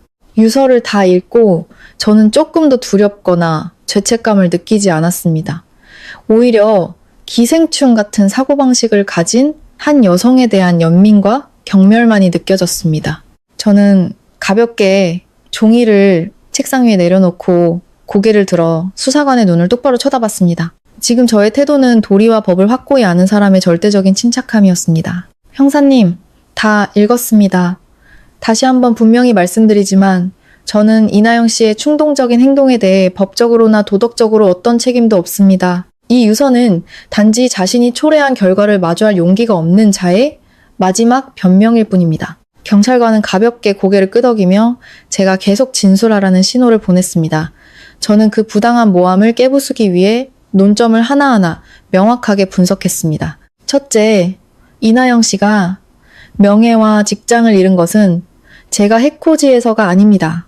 그것은 그녀가 남의 가정을 파괴하고 심각한 도덕적 일탈을 저지른 필연적인 결과입니다. 둘째, 박준호 씨를 감옥에 보낸 것은 그의 어머니의 탐욕과 사기 및 문서 위조에 가담한 그 자신의 타락 때문입니다. 저는 그에게 버림받고 공동재산을 강탈당했으며 심지어 그가 고용한 조폭에게 목숨을 잃을 뻔한 피해자입니다. 저는 단지 제 명예와 안전을 지키기 위해 합법적인 자기방어권을 행사했을 뿐입니다. 이나영 씨가 자살을 시도한 것은 채권자들의 압박을 견디지 못한 개인적인 비극일 뿐 저의 어떤 강요나 협박에서 비롯된 것이 아닙니다. 수사관은 제 진술을 조서에 꼼꼼히 기록했습니다. 그는 유서에 제 이름이 언급되었기 때문에 절차상 객관적인 정보를 수집하기 위해 저를 부른 것이라고 말했습니다. 경찰 측에서도 나영의 극단적인 행동의 주된 원인이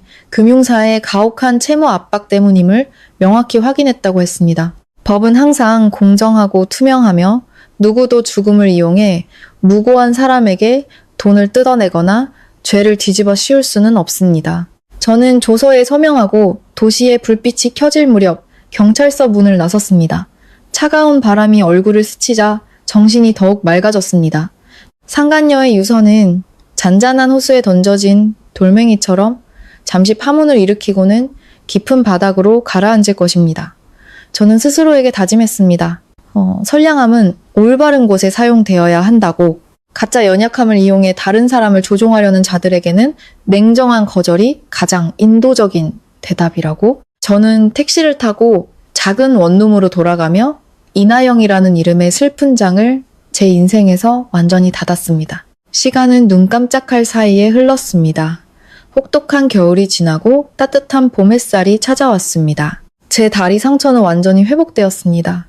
미디어 회사에서의 일은 안정적인 수입과 자랑스러운 지위를 가져다 주었습니다. 전 시댁과 관련된 문제들은 법의 심판에 맡겨진 채 과거의 기억 속으로 멀어져 가는 듯 했습니다.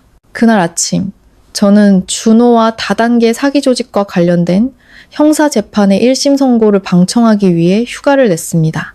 서울중앙지방법원의 법정은 매우 엄숙했습니다. 방청석은 다단계 사기로 평생 모은 돈을 잃은 피해자들로 가득 차 있었습니다. 저는 방청석 뒤쪽 구석에 조용히 자리를 잡고 전체 상황을 지켜보았습니다. 호송차의 사이렌 소리가 밖에서 울렸습니다. 교도관들이 피고인들을 이끌고 피고인석으로 들어섰습니다. 준호를 보았을 때 저는 한때 저와 한 이불을 덮었던 그 남자를 거의 알아보지 못할 뻔했습니다. 준호는 깡마르고 양볼은 쑥 들어가 있었으며 삭발한 머리는 겁에 질린 뚜잇한 얼굴을 드러내고 있었습니다. 그는 죄수복을 입고 있었습니다. 그는 고개를 푹 숙이고 아래 앉은 수십 명의 피해자들의 분노에 찬 시선 앞에서 두 손을 꼭 잡고 떨고 있었습니다. 과거 그 잘난 기획팀장의 거만하고 위선적인 모습은 완전히 사라지고 심판을 기다리는 범죄자의 비참함만 남아 있었습니다. 재판은 하루 종일 긴장감 속에서 진행되었습니다. 검찰은 반박할 수 없는 명백한 증거들과 함께 공소 사실을 차례로 낭독했습니다. 준호는 여러 중대범죄로 동시에 기소되었습니다. 어머니의 사기 및 재산 편취를 돕기 위한 공문서 및 인장 위조죄, 그리고 저를 납치하여 금품을 갈취하려 한 사건의 주범으로서 상해 및 공공질서 문란죄, 조폭들의 진술과 CCTV 영상이라는 명백한 증거 앞에서 준호는 아무것도 부인할 수 없었습니다. 그는 그저 울면서 재판부에 선처를 호소할 뿐이었습니다. 최 여사의 운명 또한 비참하기는 마찬가지였습니다. 법정에서 공개된 수사 보고서에 따르면 전 재산을 잃고 아들이 감옥에 가는 것을 목격한 정신적 충격으로 최 여사는 심각한 망상형 정신질환 증세를 보였습니다. 정신감정 결과 그녀는 인지 및 행동 통제 능력을 상실한 것으로 확인되었습니다. 이에 따라 수사기관은 그녀에 대한 형사수사를 중단하고 치료 감호를 결정했습니다. 불법 사채업자들 또한 그 가족이 완전히 파산하여 압류할 재산이 없었기 때문에 소송을 포기하고 쓴맛을 삼켜야 했습니다. 늦은 오후 재판장은 준호에게 모든 형사 범죄를 병합하여 총 15년의 징역형을 선고했습니다. 의사봉이 책상을 내리치는 건조한 소리는 도덕과 법을 짓밟은 자의 인생에 마침표를 찍었습니다. 피해자들의 안도의 한숨과 박수 소리가 법정 안에 울려 퍼졌습니다. 저는 조용히 일어나 교도관들이 준호를 호송차로 데려가기 전에 법정을 빠져나왔습니다. 통쾌함도 연민도 없었습니다. 제 마음속에는 오직 끝없는 정적만이 감돌았습니다. 정의는 실현되었고 업보는 재앙을 뿌린 자들에게 정확히 내려졌습니다. 그날 저녁 저는 원룸의 책상 앞에 앉았습니다. 노트북을 켜고 증거 자료라는 이름의 숨긴 폴더에 접속했습니다. 그곳에는 지난 5년간의 시집살이 동안 흘린 제 피와 땀이 담긴 모든 녹음 파일, 메시지 캡처, 이체 내역이 저장되어 있었습니다. 저는 마우스로 폴더 전체를 선택하고 단호하게 영구 삭제 버튼을 눌렀습니다. 진행률 표시줄이 100%에 도달했습니다. 그 썩어 빠진 가족과 저를 연결하는 마지막 데이터가 모두 사라졌습니다. 전화벨 소리가 생각의 흐름을 끊었습니다. 태우 씨였습니다. 스피커를 통해 들려오는 그의 따뜻한 목소리는 제게 이상한 평온함을 가져다 주었습니다. 그는 저녁 식사는 했는지 물으며 주말에 같이 산책하자고 제안했습니다. 저는 미소를 지었습니다. 마음 깊은 곳에서 우러나오는 진정으로 환한 미소였습니다. 저는 망설임 없이 좋다고 대답했습니다. 어두운 과거는 등 뒤에 굳게 닫혔습니다. 저는 태우 씨가 가져다 준 좋은 감정과 진심을 받아들일 준비가 되어 있었습니다. 재판이 끝난 지 1년 여후, 제 인생은 화려하고 생기 넘치는 새 옷으로 갈아입은 듯 했습니다. 저와 태우 씨는 정식으로 교제하기 시작했습니다. 우리의 사랑은 요란하거나 SNS에 과시하는 방식이 아닌 작은 행동 하나하나를 통한 진심 어린 이해와 관심 속에서 피어났습니다. 태우 씨는 성숙하고 제 이야기를 잘 들어주며 항상 제 개인적인 공간을 존중해주는 남자였습니다. 꾸준한 승진과 연말 프로젝트 보너스, 그리고 그동안 모은 돈의 은행 대출을 더해 저는 마포구의 작고 아담한 아파트를 할부로 구입했습니다. 나만의 진정한 보금자리를 소유하는 꿈이 마침내 현실이 된 것입니다. 그 주말, 태우 씨는 저를 데리고 시립미술관에서 열리는 현대미술 전시회에 갔습니다. 전시 공간은 매우 조용했고 부드러운 노란 조명과 감미로운 클래식 음악으로 가득했습니다. 저는 태우 씨의 팔짱을 끼고 커다란 그림들을 하나씩 천천히 감상하며 아름다운 색감에 푹 빠졌습니다. 행복감이 숨결 하나하나에 스며들었습니다. 저는 폭풍우 같던 날들이 영원히 시간의 먼지 아래 묻혔다고 생각했습니다. 하지만 운명은 사람이 가장 평온할 때 시험하려는 듯 했습니다. 정물화의 넋을 잃고 있을 때 가방 속 휴대폰이 갑자기 계속해서 진동했습니다. 화면에는 윤 변호사님이라는 이름이 떠 있었습니다. 준호의 사건 이후 윤 변호사님은 가끔 안부를 묻는 메시지만 보낼 뿐 주말에 전화를 거는 일은 거의 없었습니다. 중요한 일이라는 직감에 저는 태우 씨에게 양해를 구하고 사람이 없는 복도로 나가 전화를 받았습니다. 여보세요, 변호사님. 수화기 넘어 윤 변호사님의 목소리는 매우 긴급했고 숨이 찬 듯 끊어졌습니다. 서연 씨, 침착하게 들어요. 상황이 아주 위급해요. 최 여사가 방금 사회복지시설에서 탈출했어요. 귀가 멍해지며 등골을 타고 차가운 기운이 흘렀습니다. 저는 휴대폰을 꽉 쥐고 최대한 침착한 목소리로 자세한 상황을 물었습니다. 어떻게 그런 일이요? 법원에서 치료 감호 명령을 내렸잖아요. 정신병원에 수감된 거 아니었나요? 윤 변호사님이 빠르게 설명했습니다. 준호가 감옥에 간 후 신우이 지혜는 채권자들에게 오피스텔까지 빼앗기고 허름한 원룸으로 쫓겨났습니다. 국립정신병원의 높은 치료비를 감당할 수 없게 되자 지혜는 어머니를 직접 돌보겠다며 보증을 서서 퇴원시킨 후 책임을 회피하기 위해 외곽에 있는 노숙인 보호시설에 몰래 버렸다는 것이었습니다. 오늘 새벽 직원들이 교대하는 틈을 타 최 여사가 주방 뒤쪽 담장을 넘어 탈출했다고 합니다. 가장 무서운 거는 직원들이 그녀의 침대 밑에서 제가 시집살이 시절 찍혔던 사진 한 장을 발견했다는 점이었습니다. 사진 속 제 얼굴은 빨간 볼펜으로 마구 그어져 있었습니다. 같은 병실을 쓰던 몇몇 사람들은 최근 며칠 밤 동안 그녀가 잠도 자지 않고 어두운 구석에 앉아 혼잣말을 중얼거리며 계속해서 제 이름을 언급하고 피해 복수를 하겠다고 맹세했다고 증언했습니다. 윤 변호사님은 매우 심각한 어조로 저에게 당부했습니다. 경찰서에 신고해서 수색 요청은 해뒀어요. 하지만 망상에 사로잡힌 정신질환자가 증오심을 품고 있으면 예측 불가능한 행동을 할 수 있어요. 지금 어디예요? 당장 보안 시스템이 잘 갖춰진 안전한 곳으로 피해요. 절대 예전 원룸으로 돌아가거나 혼자 길거리를 돌아다니면 안 돼요. 전화를 끈 차 온몸이 걷잡을 수 없이 떨렸고 과거의 공포가 되살아나 심장을 옥죄었습니다.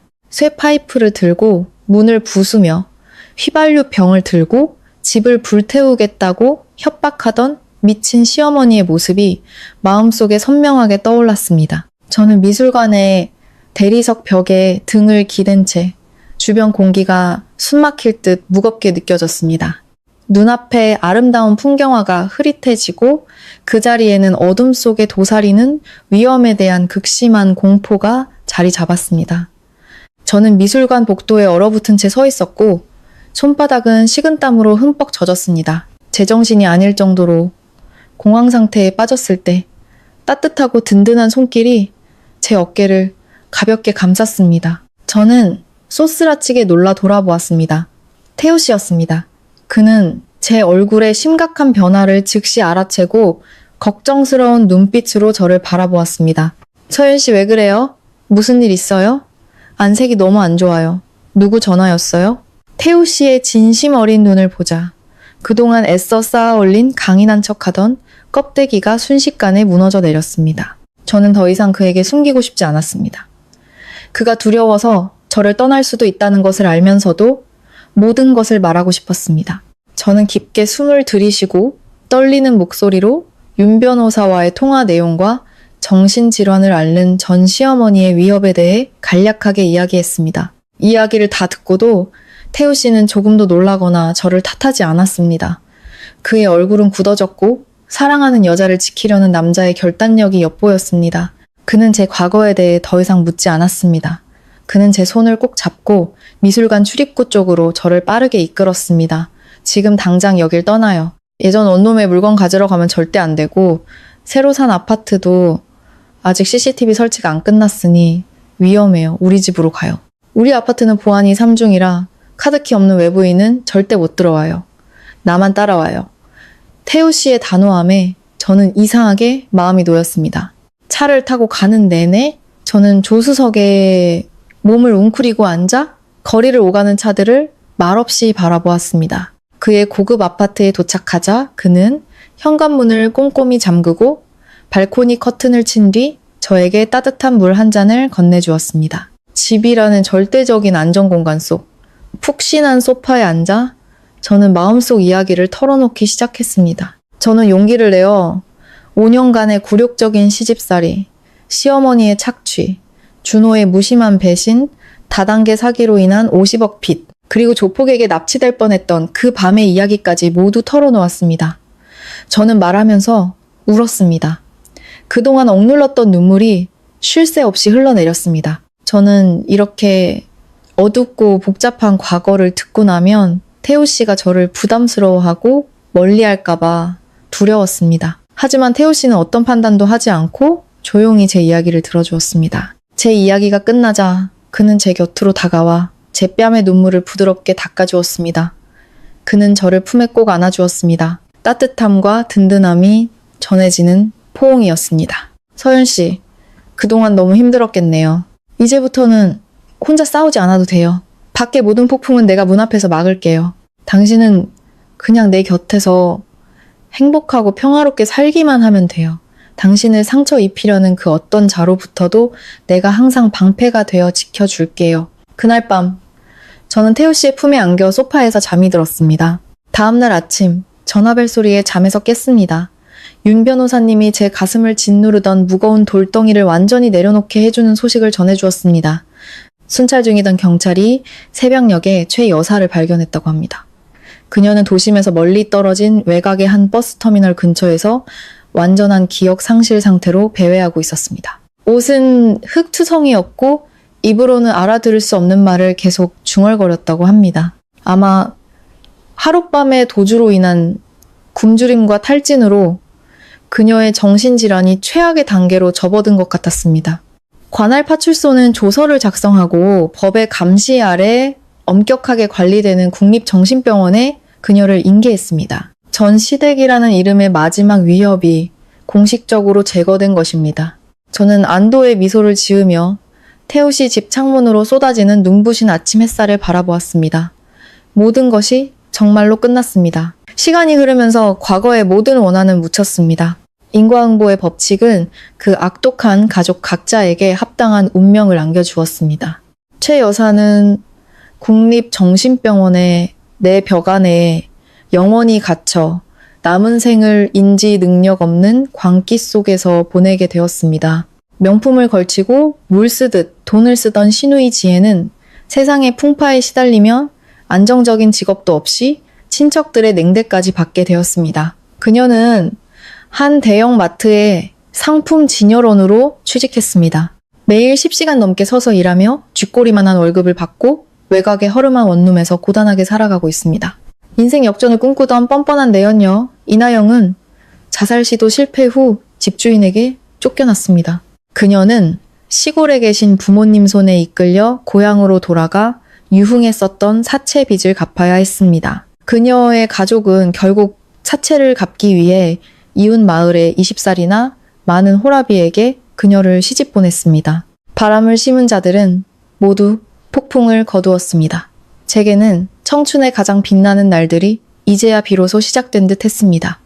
제 작은 아파트는 인테리어를 마쳤습니다. 태우 씨가 조명 시스템을 디자인해주고 모든 가전제품을 선물로 사주었습니다. 그는 제가 항상 안전함을 느낄 수 있도록 3중 보안 시스템과 스마트 도어락까지 꼼꼼하게 설치해 주었습니다. 새 집으로 이사하는 날 서울의 날씨는 더없이 쾌청했습니다. 저와 태우 씨는 함께 집을 청소하고 작은 장식품 하나하나를 책장에 정리했습니다.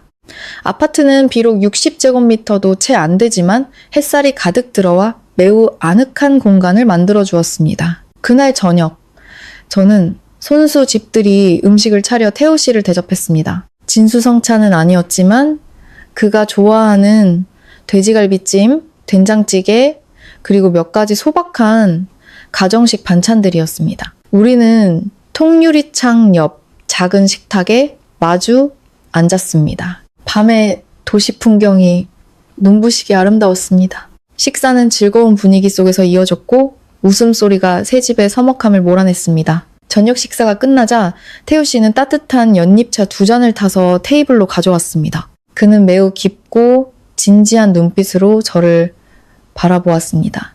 갑자기 태우 씨가 일어나 제 쪽으로 걸어와 한쪽 무릎을 꿇었습니다. 그는 재킷 주머니에서 작고 붉은 벨벳 상자를 꺼내 열었고 조명 아래 반짝이는 정교한 디자인의 다이아몬드 반지가 모습을 드러냈습니다. 서연 씨, 당신이 혼자서 그 모든 풍파를 이겨내는 모습을 보면서 나는 당신을 더욱 존중하고 사랑하게 됐어요. 이 집도 정말 아름답지만 지칠 때마다 기댈 수 있는 남자가 함께한다면 더 완벽해질 거예요. 나와 결혼해 줄래요? 남은 평생 당신을 돌볼 기회를 주세요. 눈물이 흘러나왔지만 이번에는 굴욕이나 두려움의 눈물이 아닌 벅찬 행복의 눈물이었습니다. 모든 고통과 희생, 그리고 진흙 속에서 일어선 제 용기가 마침내 보상받는 순간이었습니다. 저는 떨리는 손을 그에게 내밀며 환하게 미소 지으며 고개를 끄덕였습니다. 태우 씨는 조심스럽게 제 약지에 반지를 끼워주고 일어나 저를 품에 안았습니다. 우리는 함께 창밖으로 도시의 분주한 삶을 바라보았습니다. 저는 그의 어깨에 머리를 기대고 깊게 숨을 들이쉬며 완전한 평온을 느꼈습니다. 화려하고 자유로우며 사랑으로 가득한 새로운 장이 눈앞에 펼쳐지고 있었습니다. 그곳에는 더 이상 연약하고 순종적인 김서연은 죽었고 자신의 삶과 행복을 스스로 쟁취하는 당당한 여성만이 서 있었습니다. 끝까지 영상을 시청해주셔서 감사합니다. 내용이 유익하셨다면 채널 구독으로 저를 응원해주시고 친구들과 공유해주세요. 또 아래에 댓글을 남겨주시면 더 좋은 영상을 만드는데 큰 힘이 됩니다.